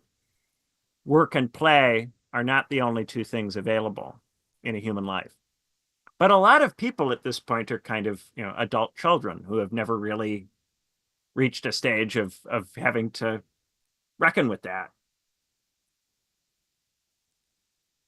Wait, the adult children haven't reached a stage of having to reckon with what? With the possibility of something beyond work and play. There's a kind of arrested development that's encouraged in capitalism where you act like a teenager forever, effectively, and you never recognize that there's something else for you to do. Because the high school, lifestyle is often a kind of a version of what work will be, especially if you're someone who just goes right from high school into work. Very often, the work routine and the high school routine are shockingly similar. Yeah. And I guess the bells in the high school to remind you of the factory bells, to tell you where to go and what to do. And it seems like God, family, country, in this very sort of conservative way of thinking about it, those are supposed to be these ideals that would make that triangle, so that you're not just a consumer producer, so that you're not just working to have fun and having fun to work. No, you've got God, family, country. And then on the left, you've got... Or faith, family, friends, which I think we hear more of now. Faith, family, friends. In the States. 3 Fs. Have you noticed that? You tend to see that you go into those kitschy stores and they have the signs for your house. Or you have, in this household, Black Lives Matter, climate change is real, science is, like that whole thing. In this house, we believe, coexist, all of that. Yeah, which is, instead of faith, family, friends, usually a little bit more like progress, or the idea of the left, either one, usually progress, progress, justice, identity. I don't know. But I do think we've reached a stage where a lot of people are not even reaching that stage, right? We're not even getting to a point of seriously reckoning with the possibility of family or friends, or progress for that matter, right? People say that they want these things or that they care about these things, but a lot of people are in practice not capable of performing a role in a family structure that's functional. They're not capable at this point of having friends or being a friend to other people. And they're looking at these relationships in a transactional way in terms of, does this serve me? Are you compatible with me? Am I getting just as much out of this as I'm putting in? Am I being gaslit or exploited in this dynamic? So there's the devotion that you would typically see in a family or in a friendship, that you would be safe and secure in expressing, because the other people that you would be in the relationship with would also show this devotion, and you wouldn't have to be measuring it or trying to count, how much devotion each side is showing, because it would not be a transaction. It's not a trade. That would just be something that people would be prepared to do out of a commitment to the intrinsic meaningfulness of family or friendship. You don't have to sit there and count it if you have a trust that there is a commitment. That's something that people seem to struggle with. And then on the other side, with the progressive stuff, the notions of progress that people bat around, it has nothing to do with their actual political activity or what they actually do. Right. Yeah. I think I hear a lot of both sides whenever I go to coffee shops out here. And Boise's kind of special because it's blue city, red state. And, you get a good mixture of progressives and conservatives just out and about. The coffee shops, I guess you're usually younger Bible study folks, either all male, all female, or mixed. Probably depends on the church or whatever. But there's the Bible study groups, and then there's the polyamorous, talking about trauma, boundaries, Hillary's one fatal flaw types, right? That's the two kinds of people. And then there's like obviously like this third category of just people who aren't finding their meaning in these two things. But there's a lot of those two kinds of people in Boise is what I'm trying to say. Are you suggesting that people are finding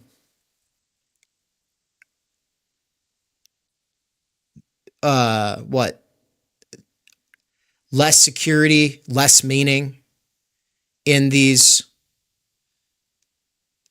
in like faith, family, friends? I think that a lot of people have become suspicious of their relationships. A lot of the discourse around romantic relationships and friendships in recent years has been very much this language of suspicion. And it often gets talked about in terms of sex wars or gender wars or men versus women. But I Right. think it can much more broadly be understood as just a lack of willingness to commit in the way that people used to commit to friendships and family dynamics, in part because of a lack of trust that other people are willing to commit. And then to some degree, a self-reinforcing spiral ensues of people entering into these relationships with suspicion. Then the suspicion causes problems in the relationship. Those problems make the suspicions appear to always already have been correct, which further engenders the suspicion. And it's not just occurring with romantic relationships. I think we're seeing it in terms of ordinary platonic friendships a lot of the time. I think a lot of people struggle to understand what it means to be a friend. And it's in part because we are not getting the same level of attention and care at earlier stages in life that we used to get. A lot of people are not getting parented as much because their parents are busier, because their parents are having to work more. They have less time, energy at home. Their parents, because they have less time, energy at home, they don't get to work on the craft of being a parent as much. They don't tend to get as good at it as a result, not through lack of desire, but just through lack of time, energy. And then also there's been a great breakdown and reduction in the civil and social institutions outside of the schools that would otherwise perform some of this socializing role in people's lives. Not so long ago, there was this helicopter parenting where parents were trying to account for every minute of your day to make sure that you got as socialized as possible because they were trying to compete. And in recent years, that's given way as we've reached a point where a lot of middle-class parents do not have the time to helicopter parent. And helicopter parenting has all kinds of flaws and was symptomatic of a hyper-competitive, overly competitive capitalism. Right. But the next stage, which is you don't even have the time, energy to be a helicopter parent because the competition has gotten so great that the norm around helicopter parenting, or even the aspirational goal of it, has fallen away and has become so obviously ridiculous and impossible that people don't even try. I often think that right before we give up on something that we used to try to do, there's this period of very, very intensely trying to accomplish it and a kind of hyper competition over it. We saw this with weight in the late 90s and early 2000s, the kind of heroin chic, anorexic fad period where people were trying incredibly, incredibly hard to be thin, came right before people reached a point of just going, the weights and the body types that prevailed in the 20th century are just no longer realistic for people, and it's just causing people too much pain and misery and suffering to even try. Right. And so there was a great giving up. Right before there's a great giving up on something, a society tries super, super hard to regain or hold on to the thing. And so and then the ridiculousness of the over trying allows the society to give up. It's because you did the ridiculous thing of trying to become absurdly skinny to the point where it was obviously crazy that we now just give people permission to give up entirely. And we don't even make a point of really putting up any kind of fight on that issue anymore, culturally. But of course, none of this is anybody's fault. It comes out of capitalism and what it does. It's the structural stultification of time energy and the fragmentation of the civic fabric is a way of thinking about it. Yeah, yeah. And what drives me crazy is how often people want to concretize the structural or concretize the abstract by pinning it on somebody. To the Yeah. point where if you talk about this, they'll go, oh, are you blaming somebody? Oh, do you think somebody's bad? You know, if you talk about obesity as a problem, they'll go, oh, do you hate fat people? You know, do you think they're bad people? Do you blame them for their health problems? Well, no.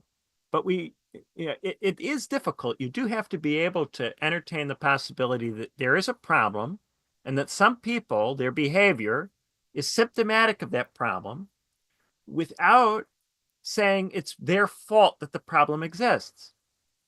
And this is just too much for a lot of people. It's driven me crazy over the years, the degree to which this is true, because I used to think you could just explain to people in plain language, you know, I'm not blaming or shaming individuals for this.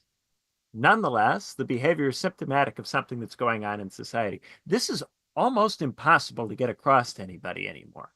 Yeah. Almost impossible at scale, right? We can talk about this amongst ourselves, but it seems to be very, very difficult to have a politics that's based on recognizing social problems without blame and shame. Yeah.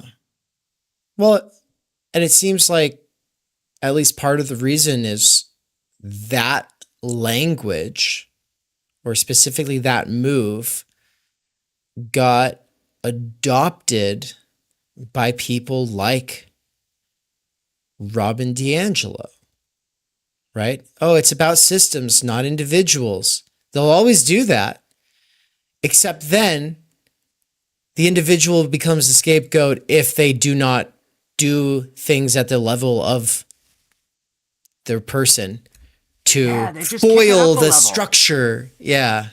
Yeah, they say, okay, now that we've explained it to you, if you don't get the explanation, now you're the problem. They don't then Yeah. go and do this again, right? So if you explain it and then people don't get it, if you blame them for not getting it and go, well, they're bad, they don't listen to me. Well, that is to just repeat the error at a different level. So then you have to ask, well, why is it that it's not possible, even when you're being very lucid and you're speaking very plainly? Why is it not possible to be understood? What is it about the society that makes it so that this kind of very simple stuff cannot be understood by large numbers of people? And if you say it in public, people will misunderstand you and will label you all kinds of things that you're not. It's, yeah, and this is, I think, to really get materialist in the way that we used to use that concept in What's Left, right? Mhm. Is to just keep asking this question and to not stop with, well, they're bad, right? There's always this tendency, no matter how many times you do this, to reach a point of frustration where the reptile brain gets turned on and you just go, well, they're bad. These are the bad people, right? But, you know, like even when we're talking about, say, people who are talking about the Mangione thing for clout or for clicks or for ratings, right? Even then, it's not that they're bad people or that we're better than them. It's that they're subject to a set of structural imperatives which come out of the way in which they are trying to survive under capitalism as people who want to be engaged in social and political issues and want to find a way to tie their social or political activity to the means of subsistence so that they don't get distracted having to do something else that would then compromise their time energy available to work on the causes they care about. They want to find a way to produce a happy marriage between obtaining the means of subsistence and working on the things they care about. It's very difficult to do, right? Mhm. And we have something that we're trying to do that is, we think, or we'd like to think, an innovation in this area, right? But, you know, this is the question, because people are always trying to find a way to make this work. You know, all the way back to the monasteries.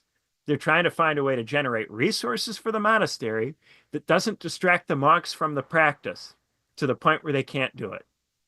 And is there a compromise? Is there a way of balancing those things? In the The piece about monasteries that I did, this is very much in my mind, because they lived at a time, those medieval monks, of such incredible scarcity, and yet they nonetheless managed to organize life in such a way that they could do these incredibly time, energy intensive practices. So surely there's got to be a way. The amazing thing is that capitalism makes it harder to do certain things that were easier to do at times of enormous poverty. That's the thing that really, I think, blows my mind about capitalism. The thing that I dislike the most about capitalism, I think, is that it makes it harder to do things that people used to be able to do in times of great poverty and scarcity. And I think that is why people are drawn to the Middle Ages and feudalism increasingly, because they see instances of people having done art or having done science in the Middle Ages, and they go, wow, I can't imagine a life compatible with capitalism in which I could engage in that activity. People are looking at monks and going, wow, monk mode, that would be great. I wish I could do that. All I have to do is go to the monastery and impress them with me being smart, and then they'll take me and view me as an asset to the monastery. Oh, wouldn't that be nice? A lot of people can't think of a way in which that could happen for them now. They're not able to get a family going, so they are celibate, often involuntarily, and they'd like to think that there's a life where they can be respected, not having a family. And there used to be something like that. But now this is more or less unthinkable. Yeah, the priest class used to take on the vows of celibacy as a way of, I don't know, making some kind of a sacrifice so they could live a special kind of life for God. And now the sort of petty bourgeois to PMC spectrum of modern priest class is instead of a vow of celibacy so you can devote your life to the cause, instead you talk about how, yeah, I don't think I want children. There's too many children, climate change. And I know that we actually did a segment on this, and the point is that conservatives like Matt Walsh are trying to get people to become okay with their children being in a worse situation than they are in, right? And that this declassification is just, something that we just need to open ourselves up to that. Otherwise, we'll have to rely on immigrant labor or whatever. And it's like, yeah, but I do think that there is a sort of turning this necessity into a virtue thing that is done by people who are self-castrating or vol-selling themselves. Not incel, but vol-sell, right? Like they're voluntarily celibate. Turning that into a virtue, right? But it's not to serve God or whatever. I don't know. Yeah, come on. The real reason, that the monks were celibate is that the monasteries couldn't support the children. It would be too expensive. That was the real reason that they used to do that. Because the reason that all of the marriage laws came into existence in the first place was to manage scarce property and make sure that it went places where it was predictable and where people could make a life plan around it. A lot of this stuff is rooted in the need to manage very scarce property, a lot of these old social practices and conventions, and then people forget where they come from. You wouldn't have to have celibacy if you didn't also have this problem of dependence. Indeed, in the Arthashastra, one of the things that gets talked about is that a person could become a monastic if they didn't have dependence. This includes your children are adults now, and so they don't depend on you. Then you could retire and become a monk in late life in some Hindu traditions, right? The issue is the dependence, and this gets fetishized and reified and naturalized and forgotten about. But it really is about, you have enormous scarcity. You have to make sure that everybody who's in the monastery is actually very serious about being there. And you can't have children, because children, need to have a free choice about whether that's the life for them, for one.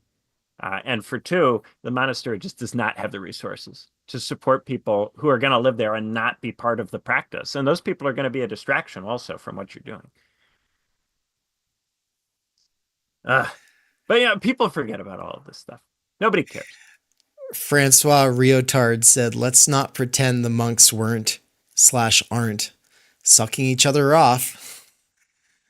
Well, I mean, see, there's always cases where it doesn't go the way that it's supposed to go. But then what people will do is they'll act like there was no point even to trying, because sometimes it didn't work out.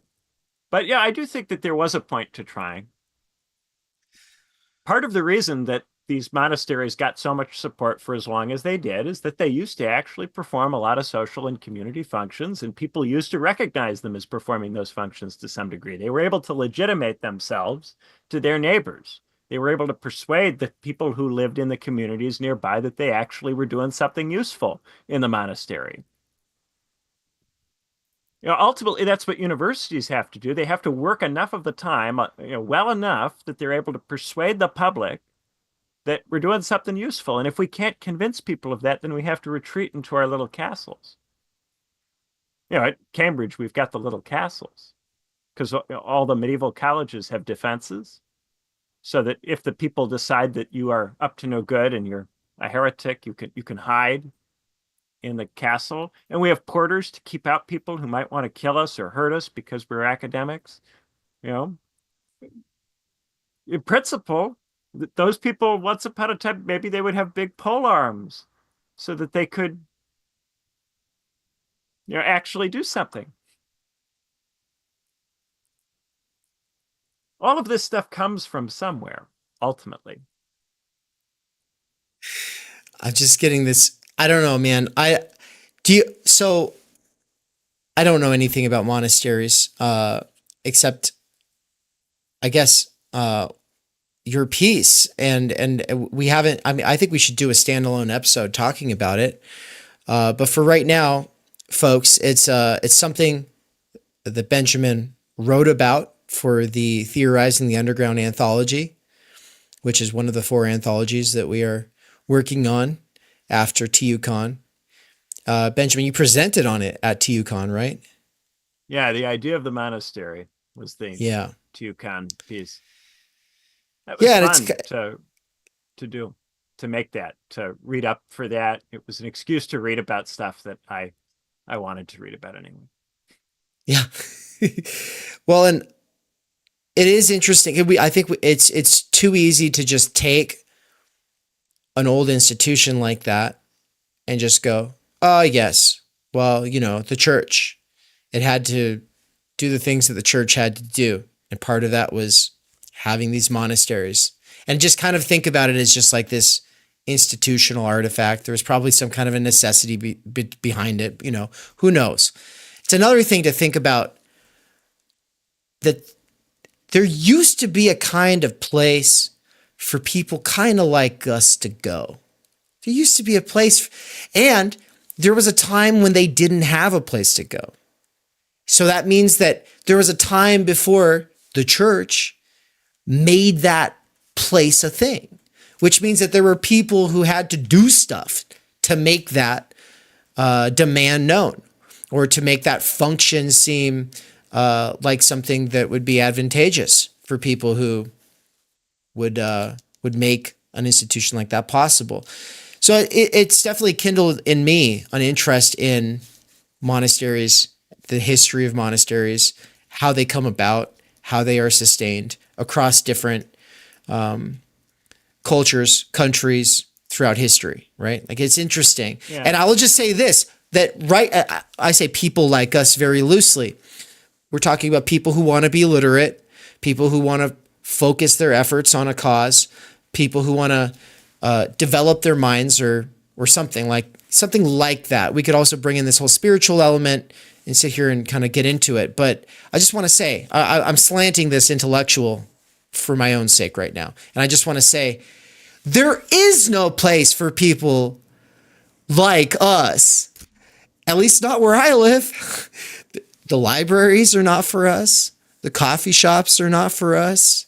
The universities are not for us. In fact, there was this crazy moment with one of my students I had them write little reflections on some of the concepts in the course, Sociology 101. And I was doing office hours. Everyone was supposed to come and do an office hour session with me, and I was going to discuss their piece with them. And as part of the exercise, I read it aloud. So it's like, it's important to hear yourself in someone else's words, right? That's just kind of the principle I was going off of. I'll read your piece to you as a way of refreshing my memory of what's going on in your piece. And then we'll talk about it. And there was a line where he was saying that he liked his book.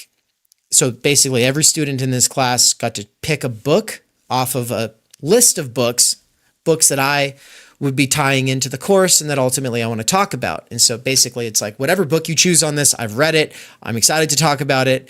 We'll have one-on-one time. We'll be able to go over it. That was the idea. And he's like, yeah, I think he's talking about amusing ourselves to death. No. This was Graeber's bullshit jobs, right? He's talking about bullshit jobs. And he was saying, even though I don't like books, I got a lot out of this. And so I read that aloud, in the back office, the little corner office in this department. I read that aloud. And then I just stopped and I looked up and I was like, isn't it crazy they let you in here? And I said it. I was like, isn't it crazy that they let you in here? The university used to be a safe place for people who unapologetically like and see a value in books, right? This was the safe place for people. But now, and I've realized what I actually hate about teaching at the university. I've realized it. There's all kinds of things where I'm like, is that what it is? No, that's not what it is. There's some kind of a feeling about there's something off here. I don't like being a fucking salesman. I have spent my whole life resisting sales.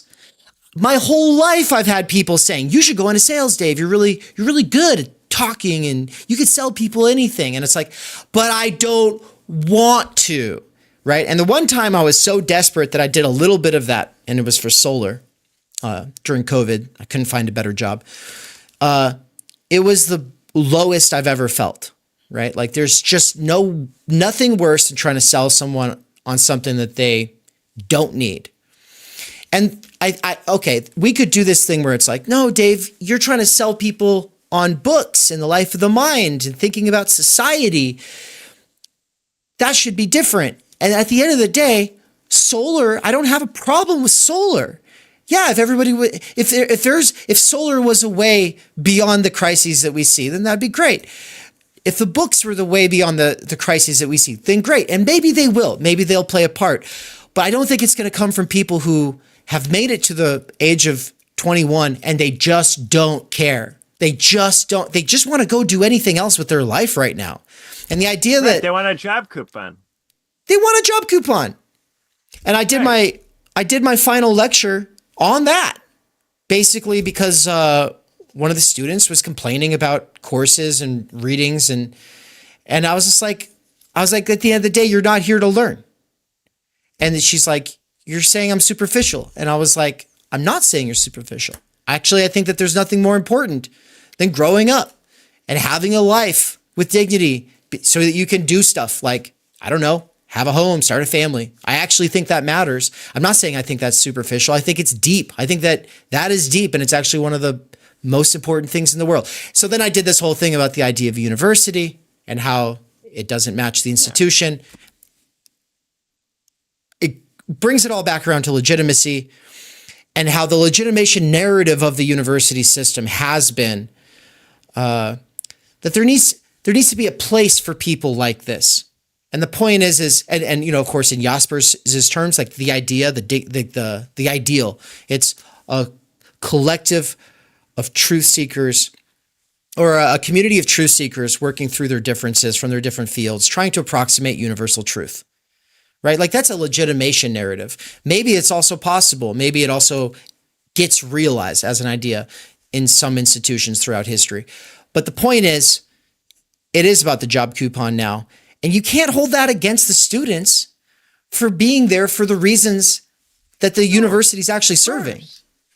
Right, because the university system was expanded, and then it was expanded faster than the economy grew, which meant that you were going to have people in there who were looking for an advantage in the job market. Of course.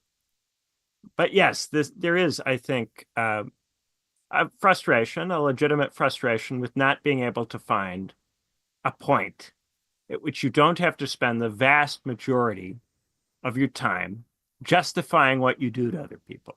And there is always this problem that intellectuals and theorists have of having to justify it to other people. And it can be very frustrating, this having to legitimate it.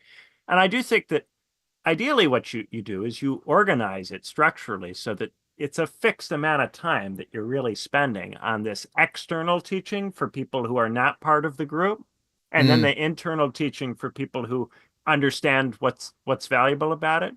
Like when we were on the previous episode, right? Toward the end, we were talking about some of the people who are skeptical of the value of what we're doing, right? Oh yeah. And you were like, hey, you should sell it a little bit here at the end. And I'm That's going, true. well, I did. Well, I'm thinking here, for me, the people that are actually going to potentially get really involved in what we're doing are not people you have to sell it to. Right? I mean, you have to tell them about the fact that there are things that they can do to get more involved. You have to run the ad at the end of the episode about what they can do, right? But in terms of me, like trying to convince somebody in the comments that theory matters or that the kind of theory I'm doing matters, like if I have to do that, it's not going to happen, right? That person is not going to be that into what I'm doing. And I know that.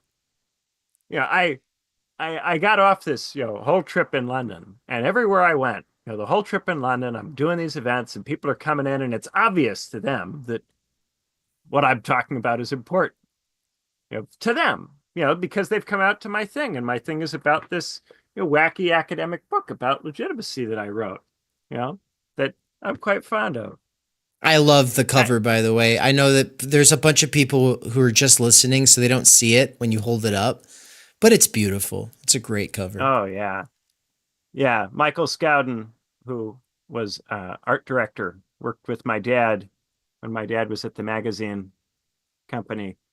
He did the cover. He really did a great job. Yeah. Ultimately, some people are not going to be into it. And that's okay, because you don't need everybody to be into it. You just need enough that the institution exists, right? And then you want to draw in the people who are really serious about it. And what I like about reading up on monasteries and studying them is that it gives you a different model apart from the university, because the university, as a way of thinking about what we're supposed to be doing, even if we try to think back to a kind of Hegelian, halcyon earlier version of the university, right? That was better, or that was more perfect, or whatever, right? It's still, I think, a stultifying image of what we're doing or what we should be trying to do. It's too narrow. It doesn't include, even when it was good, it always had problems. And by throwing the monastery into the mix, we could think about some of the other things these institutions can do apart from what universities do, and some of the other strategies, some of the other ways of scheduling and arranging time. And I think all of that is just really useful. And what I don't think is useful is arguing with people who really just want influencer content and are mad that I'm throwing cold water on influencer content. I don't care. I just don't care. Womp womp womp, guys. Everyone who's here is here because they love it, and Right. it's just annoying to be out there and be like, oh, the prevailing idea of social change is turn on your camera, build a following, your ideas will spread. Like, that's it. You just have to influence people, and you can do that We're by not being doing politics. by just being talking sincere about what's going on and trying to get it what the truth of what's happening. We're not doing politics by doing that, at least not in any kind of direct way. You might, somebody might listen to what we're talking about and then feel inspired in some way and go off and do something. But I'm not telling anybody what to do. I'm not saying, Oh man. here's something you could do that would make Medicare for all happen. I didn't do that. I'm not sure that there is a way of doing that from where we are. Right. And you said the same thing. Is there a way of doing that from where we are? It feels like that's impossible. Really, it does. But isn't that an interesting fact? Isn't that if worth we think thinking about? that, might we have some interesting thoughts? Might we come to a better understanding of the world in which we live if we think about that? Instead of going, well, that's an unpleasant thought. I have to convince myself that murdering people will make the thought go away. Mm. I have to convince myself that screaming on the internet is praxis so that I don't have to think about that anymore. I mean, that's people who are responding that way are engaged in a kind of self-medication with the internet. And that isn't trying to think about something together with other people. That's, I'm trying to feel better, so I'm watching content to feel better. Nothing I do helps you feel better. I write very bleak, depressing books that are not good for your mental health. You need to, if you're going to read me, you have to be in a decent place in life. And I've even said on shows before, if you're having a hard time, maybe read me later. Maybe work on that first and then read me. I don't want people engaging with my work who are coming at it from a place of, deep scarcity in terms of their energy, in terms of their psychological and mental resources, because nothing good's going to come of that. To be able to sit with these unpleasant things and think about them, you have to have a robustness. You have to have a sturdiness to you. This is hard. This is not easy to sit with these thoughts. Yeah. And the purpose of them is not to make you feel better. I don't care about you. Like I even say at the beginning of this book that it's not about you. It really isn't. I'm not interested in the person who's reading the book, really. And what they do or how they feel. I don't care. That's not what it's about. I'm describing a situation. Do whatever you want with it. Because my assumption is that if you're going to read this book, you can think. This book, particularly, some of my, my first book is a little easier and a little bit, I think, more pitched at the level of, just what's going on. Mm. And this book, I really sit with some brutal things in this book. And for a long period of time. I mean, the whole first chapter is about, the loss of revolutionary possibility and what that means. How it destroys all of the old theory of the crisis and of the revolution that used to exist, because nobody does the things that these theories require them to do. No one actually does the stuff that these theorists predict that you'll do if you have a confrontation with there being something wrong with the system. All of those old 20th century theorists think you'll just go and organize and you'll do something about it, right? If you see that the system is broken, you'll do something about it. Well, that's not obviously true anymore. It's not obviously true that people will do anything. People think, if I criticize something, this will lead to action. No. That's no longer obviously the case at all. And indeed, thinking that criticizing will result in action, if it doesn't, becomes a way of just blowing off steam. So it completely changes the character of the crisis and what it means for people to be unhappy. It used to be that people being unhappy indicated political possibility. It doesn't do that anymore. Now it's just useless and painful. I want to actually drill into your book just a little bit, because I had brought it up earlier, and instead of you talked about the different events that you did. You said it was a great time, and you told the story about meeting foxes and getting locked outside of a building in the cold, and that was a great story. And I was so taken with it that I completely forgot. No, I want you to talk about your book, Ben.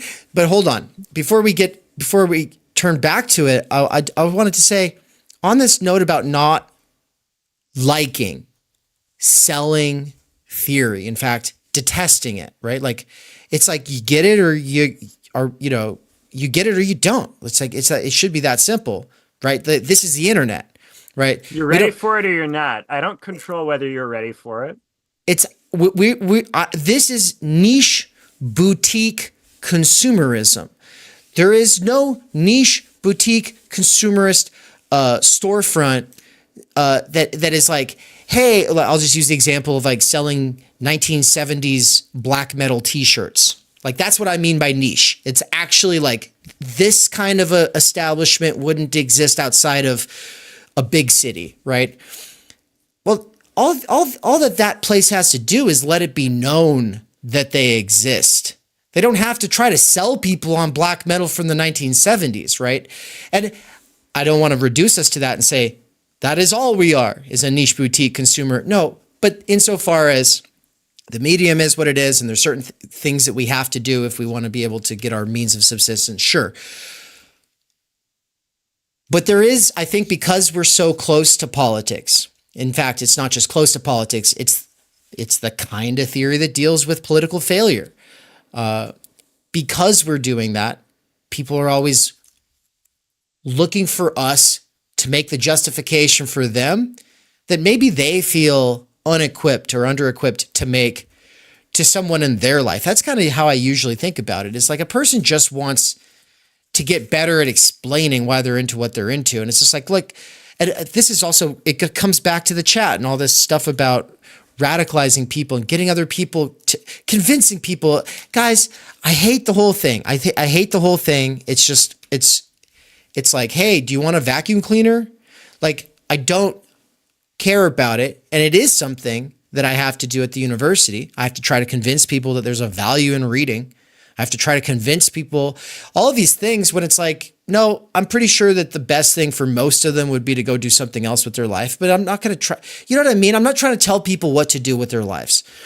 But if we were trying to sell theory, I wanted to say this would be called, this wouldn't be called Why Left. It'd be called Why Theory. And that's, the podcast that Todd McGowan has. He's not trying to sell theory. But it's just a joke. Yeah. Part of the question here is about legitimation. Intellectuals, whether they're in monasteries or universities, something about them being there legitimates the system. Something about the things that they're supposed to do help legitimate the system. But we're also over here talking about how we shouldn't have to justify our own existence, right? But that is the kind of problem that you run into when you're doing stuff outside of institutions. You have for to do its a own certain sake. amount of it. A certain amount of it. The goal is to qualify it so that it doesn't take over the whole thing, right? You don't want the tail wagging the dog. And so, ultimately, what I'd like us to be able to do is get to a point where there's public-facing stuff that is about bringing people in, explaining what we do, not so that everybody agrees that it's wonderful and everybody wants to be part of it, but so that enough people get interested in it and enough resources come into it that it's able to subsist, right? And if we get to a point where that duty can be shared among a group of people, then each of us can have that be a moderate part of life and then spend most of our time on the theory. What goes on now is that everybody's trying to do this individually by themselves. So everybody has to be on YouTube all the time, and they've got to be podcasting all the time and streaming all the time. And nobody gets a chance to actually go and write the book. So if we could get to a point where we can maybe take turns a little bit, and we don't have to all be out in front of people all the time, then there'd be more time for us to actually make the stuff. And then when we come out in front of people, we'll have something useful to talk about because we'll have written a book that we can talk about if we want, right? What goes on now is that people talk and talk and talk and talk, trying to get enough attention, enough money to come in. And then they run out of things to talk about. And then they start following their audience around desperately, trying to stay afloat. And they become a cipher for the audience, and they become totally, audience captured and enslaved by the discussion, and then they become Vaush. Vaush, I don't know how he says it. But you get what I'm saying? This is where you end up in this kind of system where we're all trying to go it alone, and everybody has to be an entrepreneur for themselves, and we're all small businesses, and all of this, petty bourgeois intellectual bullshit that everybody's trying to do. If we could just federate a little bit, cooperate a little bit, we could make this much more manageable for ourselves. But the thing is that the people who are outside the university or are kind of trying to be outside it or trying to be peripheral to it are quite reluctant to be institutional in the relevant kind of way. In particular, I've noticed this with a lot of, Gen Xers. Gen Xers just hate making structures. So it's been really difficult because when the Gen Xers get dissatisfied with existing institutions, they just quit, or they just put themselves in harm's way and create a mess often. And I think therefore it falls to our generation to make the institutions, because the Gen Xers have just not been interested in that. They are much more individualistic when they come out of the structures. And a lot of them never get into the structures in the first place because they're not able to. This is why the Gen Xers say that their best people are all dead. Is that a thing? Yeah, a lot of Gen Xers will tell you that the best Gen Xers are dead because they wouldn't sell out. And therefore they got into bad situations that eventually resulted in their early demise. Right. Yeah. This is a whole red. I think of institutions as inherently to do with selling out. So even if you try to get out of a conventional establishment institution, if you make something else, there's still hierarchy and authority in it. And this was especially if you go back to, around the Occupy Wall Street time when the Gen Xers were really running the show. They were constantly acting like anybody who tried to build anything was a Stalinist or somebody tried to impose a top-down authoritarian system. And you couldn't make anything with them, which is why the millennial left is so separated from and cut off from them. Oh, are you saying that that Occupy was more of an Xer thing than a millennial thing? Yeah, I consider Occupy to be the last hurrah of the Xers. It's kind of the last gasp of that anti-globalization, anti-war, leaderless movement gobbledygook that the Gen Xers did.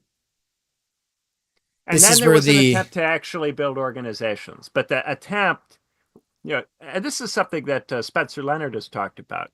There was a recognition that the weird little cult groups that existed were useless and pointless and a waste of time, right? So those groups were liquidated. Millennials refused to join them, or insofar as they did join them, they joined them for the purposes of making them have a wider appeal, which eventually destroyed the core of what they were, and instead went into stuff like the DSA, which was ostensibly meant to be this mass movement, mass socialist organization that could in principle include almost anybody. That was the idea.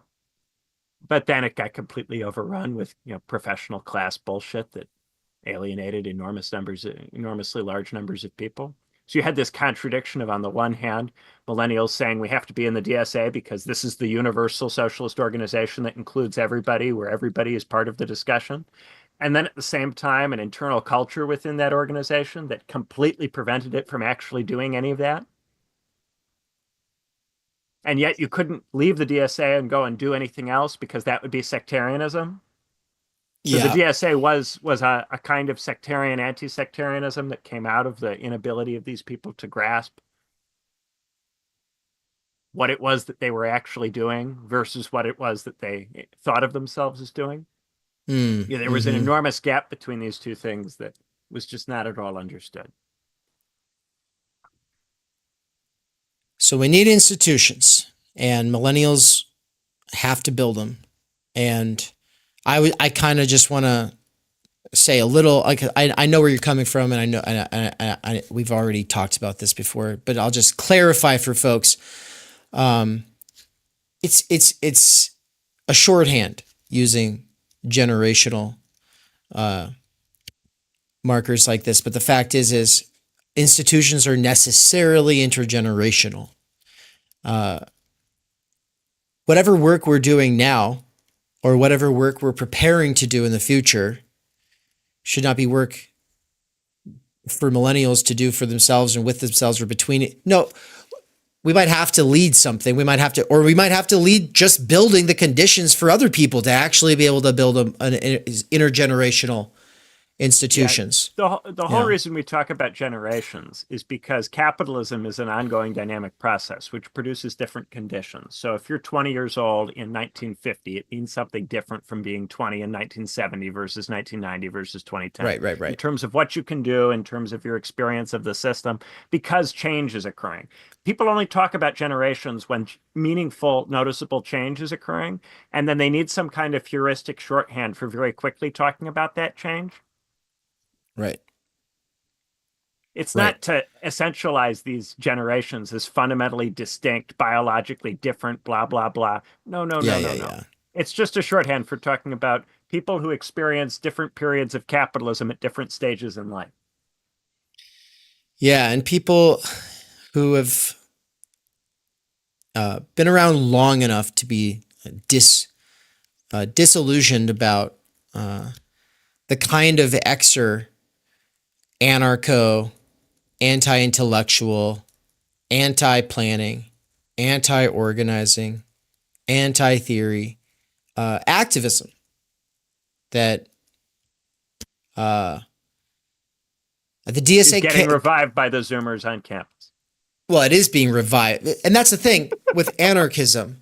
Infantile anarchism does not require theory. It is a default kind of attitude, a reaction, and it's one that anybody can have in any historical period if there's something they don't like and they don't want to have to actually do anything, right? Like there's obviously more sophisticated kinds of anarchism, but this is, I'll always bring it back to, okay, but who's the authority of the anarchists? Will the anarchists believe that that is the authority of the anarchist? Like, does your rank and file anarchist need to read the bread book? Are they going to read Kropotkin and Proudhon and then spend a lot of time thinking all of this through? No. Your rank and file American is functionally illiterate, structurally stultified. They don't have the time energy to do this, much less other people in their lives who could tutor them. I guess there's BreadTube, but it's not that's not a tutor. No, Please don't. No. Toilet. Don't. Yeah. Don't go there. Yeah. Please don't. Okay. I feel like there's a couple of tabs I want to close out before we can close out. I said I'm going to get you to talk about your book, God damn it. But the other thing is, these are older tabs. People might have forgot already. I was talking about video games and time energy and energy time at Skole and workaholics and devotees. And I just want to wrap up that whole thing to just say, wasting time, ludic wastage of time, like just disconnecting from things that are meaningful and have ends. It is meaningful. It is necessary. And for a person like me, it's hard to do without feeling like I'm failing somehow, right? And I wanted to bring it back to this thing about habitus and field as a way of trying to talk about something I've experienced since quitting Amazon. My fantasy of being a scholar, of writing great books, it's still possible. But it's something that kind of kept me above water while working at Amazon. It became like the way that I rationalized how I was there, how I was disassociating from the mundane menial labor so that I could listen to audiobooks. I'd listen to books that most graduate students have to gut, like Discipline and Punish by Michel Foucault, right? Like, who actually reads the whole thing? Well, I can't say I read it, but I definitely listened to it in a day while working at Amazon. I was working a 13-hour shift, and I'm crazy. You all know that I can do these 12-hour streams, no problem. So it's like, it's kind of similar. Like, I just get into it, and then I'm going on bathroom breaks and I'm making notes. So it's not just passive listening.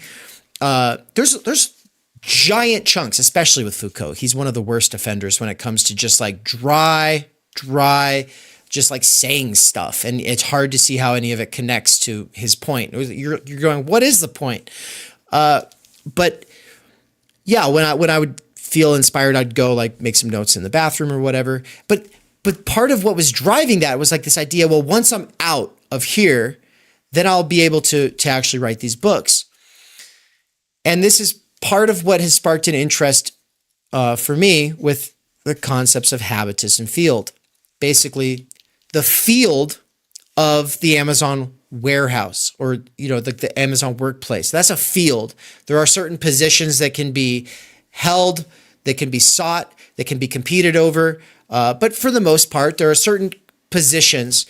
And so we can do this kind of analysis of like, what are the structural conditions that gets a person into the Amazon warehouse in the first place? What kind of a habitus are they assuming? For what kind of a workforce are they assuming? Blah, blah, blah. We go down this. The field at the university is a lot more interesting, right? Same with the school. The school and the university are, the university is in the future, the school is in the present. If you are, say, 10 years old, if you are 15 years old, if you are trying to make it in this life, Amazon's like this place you go to if you don't go to the university. Like that's kind of how it's conceived, right? Of course, you can also go to the university while working at Amazon, or you can get your master's and then work at Amazon. There's a lot of ways to skin that cat. And I'm the latter of those. But here's the thing. I had to develop a certain kind of habitus in the university environment, and it felt like I had to force it. My natural disposition is not the kind of disposition that is able to succeed in the academic environment. I was frustrated with menial, mundane wage labor, right? But then I fell in love with this idea of reading books. I fell in love with this, really, it's not just an idea. There are experiences that I have had where I was actually able to read some challenging text like Capital or Totality Infinity, and I was able to take a bunch of notes, and I was able to think about it a lot and be confused, and then come back later and then find some clarity and then actually incorporate that into my thinking or whatever. And that process is inherently rewarding and something that brings me some kind of fulfillment. So it's not just a fantasy. The fantasy is kept alive by these actual moments of realization where it's actually happened. But with that said, the kind of habitus I had to develop at the university is very different than the kind of habitus you develop at a warehouse gig, right? And then now I'm in this field that is basically undefined. It's hard to find. I'm not at Amazon. I'm my own boss in a sort of sense, except that I also feel like there's a lot of things that I feel like I need to do all the time. I think that's what being your own boss means. You constantly have a million things that you're supposed to be doing, which makes it hard to just take a break, makes it hard to just step back, makes it hard to just disconnect from all of that kind of stuff. I guess the way of turning this all back around is to say, with you, Benjamin, but then also with Mikey, you're a couple of my friends who, in Mikey's case, he had skole. He had a freedom from economic necessity. He had the ability to just focus on whatever he wanted. At some point, that moved into theory and philosophy, and he got really into it. And then he would just do it 6 to 8 hours a day, basically every day of the week. And he did that for like 15 years because he could. And he didn't have to justify that existence. He just got to, right? And skole means not just that you have active leisure, but that's free of the kinds of stresses and interruptions that are going to shatter that leisure. I've never experienced it firsthand. And I've only had these little tastes of the process.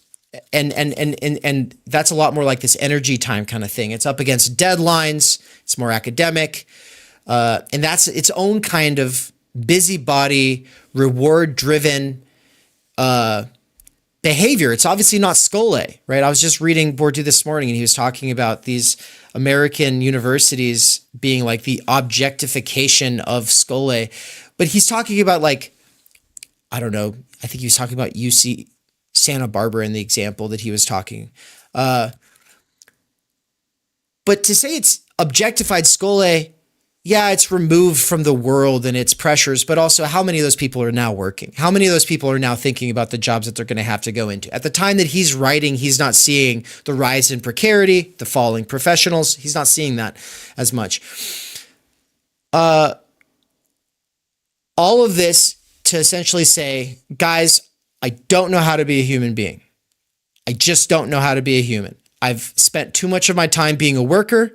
Then I've spent too much of my time being a student worker, and now here I am. I should be able to just enjoy these things, but obviously I can't. And I can't. Part of the reason is there is this like sort of business side, like operation, framework, administration. I have to do this stuff. This is why you're talking about the rotating sabbatical. This is why you're talking about making it so that we're actually able to write the book and just do that, right? And that's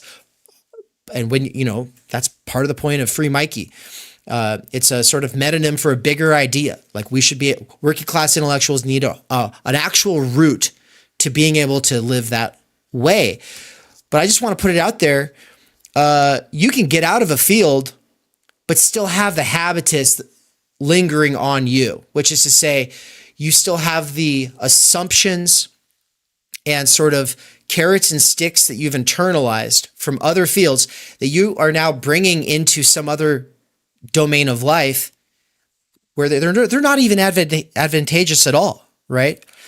And so that was part of like why I was like, you know what, I really should just play a game, just as a way to kind of completely cut off from this sort of nose to the grindstone, hustle thing that I'm constantly doing.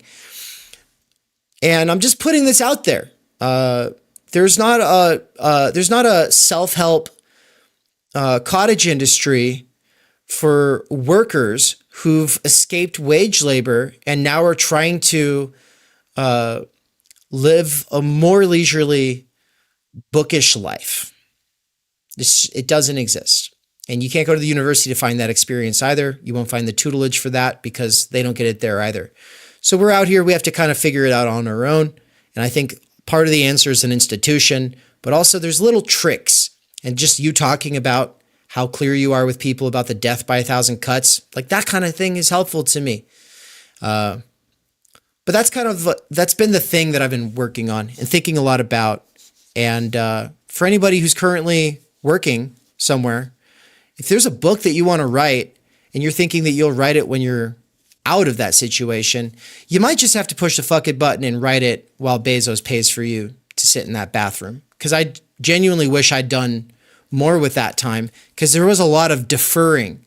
And it's like, I wrote the Time Energy book while working at Amazon. I could have written the Work at Amazon book while I was there. Instead, I did a whole bunch of notes for that book. And now when I go and I look at the notes, I'm like, what am I going to do with this? It's like the time when it mattered was then. So I don't know what to do with that. What do you want to do with it?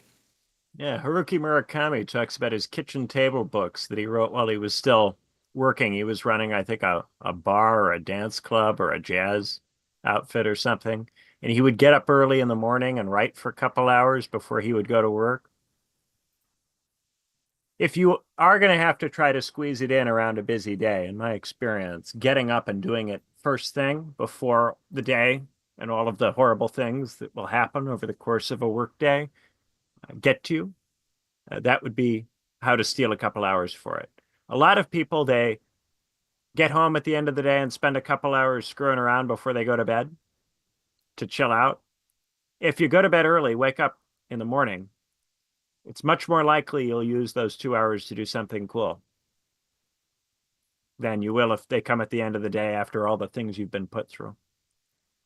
It's suboptimal, of course. Having, your whole life organized the way that works for you is better. But if you have to try to make it work in an arduous circumstance, that would be my advice. Get up early. Hard to follow, Yep. though, especially if you're in a tough spot. And I understand No, very much those who, for various reasons, aren't able to do it. It's extraordinarily structurally difficult to life hack your way to being able to write a book while you're working. And the right. fact that you got that time energy book done while you were at Amazon is a huge achievement. Yeah, thank you. Yeah. No, I mean, I did it in 2 sittings. Of course, I thought a lot about it before I wrote it, but when it actually came down to it, There's level 2 free Dave, you know? There's free Dave from Amazon. Then there's free Dave from having to be the full-time organizer who does the overwhelming, bulk of the organizing work. That would There be we level go. 2 free Dave, There we go. right? The wonderful thing about freeing people is that after you get free, you discover another level of freedom that you need, Yeah. right? There's always more when it comes to freedom. But the only way to recognize what more there is to first get the bit that's obvious to you, right? When you're at Amazon, the obvious thing is to get the hell out of that. And then once you're away from that, then you need to be free from death by 1,000 cuts. Then you need to be free from having to do all the organizational work because that isn't being shared out adequately among people. And the only way that you can get free from that is to make an institutional structure that distributes the work in a more equitable way. And then you would need a manager. You'd have to pay that person $50,000 a year minimum if you want them to take managing that seriously and prioritize it. Well, you could hire a manager that people chip in on and are all paying part of the cost of. Or some of these tasks could be federated out. Some of the things that you do, a group of people could potentially, it could be divided up among multiple people. Why is it the case that every time there's a Theory Underground event, you have to do it? You have to be there. In principle, we should get to a point where me or Mikey, we could run one of these things and you could have a day off where you could just write. We should get to a stage where there are days where you are free to write and you don't have to worry about any of this stuff all day long. That should happen. And it should happen more often. We should get to a point where each of us really only has to futz with the organizing 1 day a week, maybe at most. And the rest of it, it's open to doing the theory, doing the work. Mm-hmm. That would be so much better than what tenured academics actually get. Tenured academics have to spend an enormous amount of time doing administrative bullshit.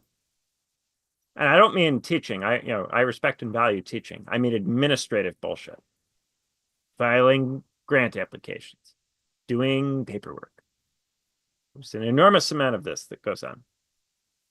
It's become a huge burden on academics. There's a bit in Raymond Gois's book. I think I have it somewhere around here, actually. Well, I don't need to go get it. I remember it well enough. Where he says that only about 10% of his philosophy job is related at all to philosophy.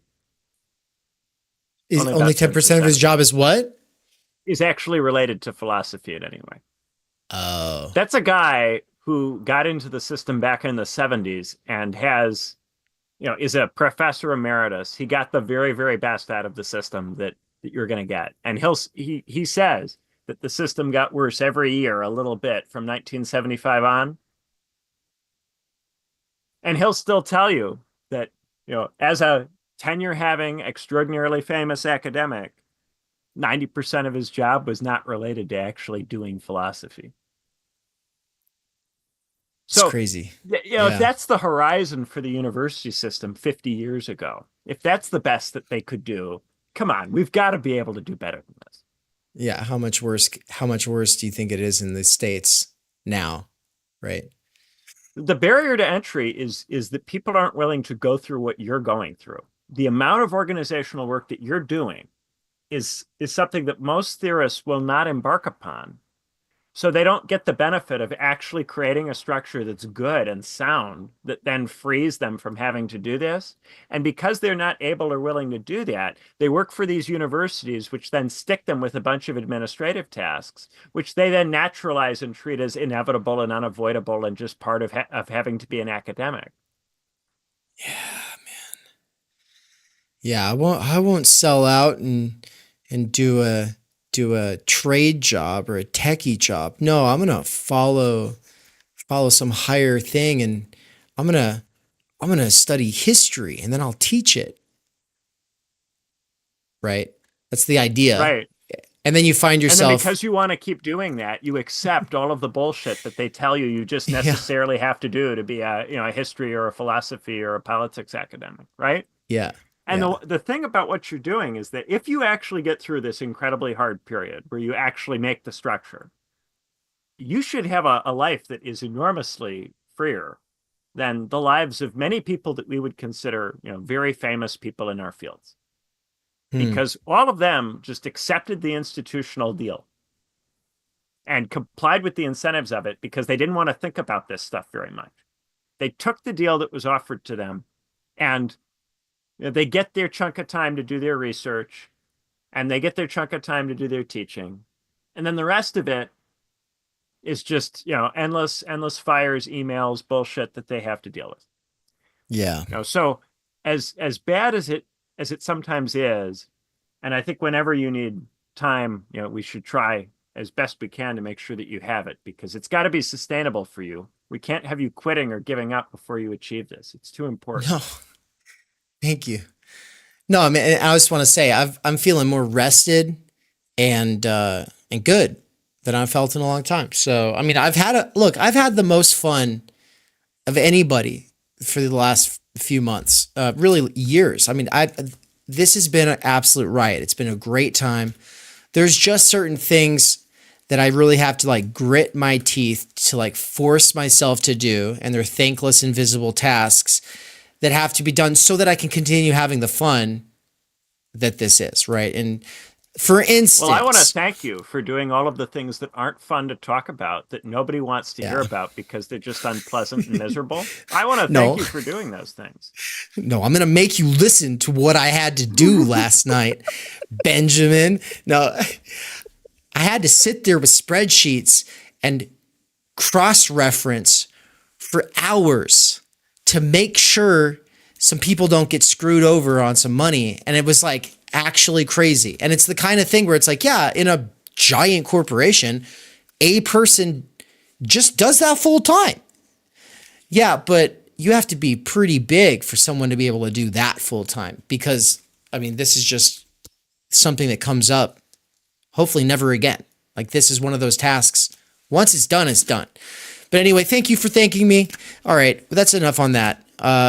Your book. They're not thankless tasks if I thank you enough times. Yeah, well, I don't want to. I want them to be thankless so that I can complain about it. No, your book is one that I want to come back and talk about more, because we're already at this is an hour and 38 minutes on this episode. That's way too long. We're talking about it's pretty much everything. Don't you have to go to jujitsu, Dave? I didn't realize it was past 6. Yeah, I missed it today. Jeez, really? Oh, I should have kept an eye out on that. It's okay. It's okay. It's my fault. That's my bad. Yeah, it's all good. I want to come back to talk about embedded democracies. I want to come back and talk about these different theories that you're getting at in your book. And but there's a bunch of other stuff that's happened recently we'll get into. For now, everybody, thank you for hanging out. We've got lots of really positive support here in the chat, but also just a lot of people having conversations amongst themselves. I did want to highlight that Nance said that you can take the boy out of the trailer park, but you can't take the trailer park out of the boy. That was what he had to say about everything I was getting at with Habitus and Field. So yeah, I think that's true. And then Mikey said that he knows that this comes off as, I forget what he said. I'm trying to find it, but basically he was saying that he's our biggest fan, that he loves Why I Left, that he's been getting a lot out of these episodes. He's listened to every single one of them. Mikey's a busy guy. That's crazy to me. So anyway, everybody, thank you so much. Mandy, you've been here this whole time. So great to see you. The martial esotericist, all of you all. Thank you, everybody. I'm going to close this thing out. Benjamin, thanks so much, man. Thanks, Dave. Thanks, everybody, for listening, and have a wonderful rest of the day. Bye-bye. We cannot do direct revolution, but the only way to lay the foundation for it is to do what you are doing to move the underground. It's a theoretically correct title. Welcome to Theory Underground, a place for workers with earbuds who are tired of letting others read and think on their behalf, slipstreaming our way into an understanding of the situation that short-circuits the deadlocks of our moment. Research at Theory Underground focuses on what is most important for understanding our current situation: theory of the subject, capital, time-energy theory, critical media theory, CMT, and the most essential critiques necessary for understanding why the theory, ideology, and common sense of influencers left to right misses the mark. Theory Underground is coming to a city near you. What that has meant in the last year is traveling across the United States, into Canada, and then all over Europe to promote our books, courses, and ideas related to time energy and underground theory. You've been reading Underground Theory. I'm a publisher and an editor. I run and review books. Literally, it's my living. This is the best edited collection I've ever read. Okay, picture this scene. America, early 2021. An Amazon warehouse worker arises from the emerging underground theory internet scene to create spaces for untimely topics and concerns that are too often neglected or kept in isolation today. Joined by a revolving cast of underground theorists, academics, and critics, he establishes what will become Theory Underground, a teaching, research, and publishing platform by and for working-class intellectuals, autodidacts, and academics who want to do more than they're able to do within the confines of academia. That warehouse worker's name is David McKerracher, and his book Time Energy is his first major contribution to the world of theory. It was recently reprinted with a foreword by none other than Slavoj Žižek, who also contributed to Theory Underground's latest book. My Bible, it's an excellent book. A collection of essays called Underground Theory. The rest of this PSA used to have a long-winded explanation about who Mikey is, about his seminar series, as well as the seminar series that I do at Theory Underground, but I'm going to short-circuit the whole thing by just saying this. You can support the free and public work at TU by becoming a patron over at Patreon, or if you want to attend the live recordings of the seminars that I do, that Mikey does, or that Benjamin Studebaker does, as well as unlock special access to past courses, get involved in the discussions, have us read your writing, etc., well, then you want to become a subscriber at the Theory Underground website. That's how you become a real member at TU. All right? And so I'm going to allow this video to close out with Benjamin Studebaker sharing why he believes in Theory Underground and is supporting this effort. Yeah. So the thing that I notice is that a lot of people criticize the university. They criticize the left. They don't build an alternative institution. They will go, the university sucks, but you know what's great? Substack and Patreon and YouTube. And they'll lean into that. But that is a negation, right? You guys don't do that. You guys are interested in sublating the university within the newly emergent media. Or you could frame it the other way, sublating the newly emergent media within the university, right? And so this, of course, will ultimately lead, if you take it where it goes, to a question of institutions and having actual economic, social role possibilities for theorists. This is the critical crisis, which is that there are still some very bright, very well-educated people, but they are not able to replace themselves. And because most of them have university positions, their level of interest in replacing themselves is to some degree compromised. Yeah. They don't have to worry that much about themselves. They don't have that much stake in it because they're already set up. However, because you are in the underground, you have some potential of being able to actually create an institution or structure which makes it possible for people to do theory in the future. This is something that, as far as I can tell, only you are doing. The thing about freeing Mikey from wage labor, this idea not only that your channel would free you from the Amazon job, but that this could grow in such a way that it could provide spaces for multiple people, and then those multiple people could interact in the way that they would in a monastery or in a university department. This is the revolutionary idea in terms of raising consciousness and making it possible for us to think in such a way that we could return even to the horizons of the tens and talking about things like Medicare for all in a not stupid, not bullshit way, in a serious way. To get to that point, we need to raise our level of ability to think. We need new intellectuals in our generation that are real intellectuals and not people who are running around scared of what the DSA or their university department thinks of them. You have the potential to actually make a real material intervention into not just knowledge production, but in Bildung, into the making of the people. Yeah. This is something that we can do. There's a window right now where I am not in the university, and so I have a real reason to think very seriously about, can we do something else? Because I'm annoyed, myself with the whole process of trying to be in that. And I would like there to be something else, something better. I have all my critiques of it that come in part from being at Cambridge, in part from studying ancient thinkers. We could do something better than it. Not just something that is an imitation or, steals some things from it and does the best you can with it, but something that actually is better and that produces the kind of theory that in modernity, how do you make a Hegel? How do you make a Marx? We have to reinvent this. It's no longer possible to do that. We've got to, I think, actually institutionalize in a material way, and this is the sense in which I will uphold the kernel of materialism, actually giving a shit about the structure and what kind of structure is necessary to give rise to a form of life in which this kind of really, really good work can be produced.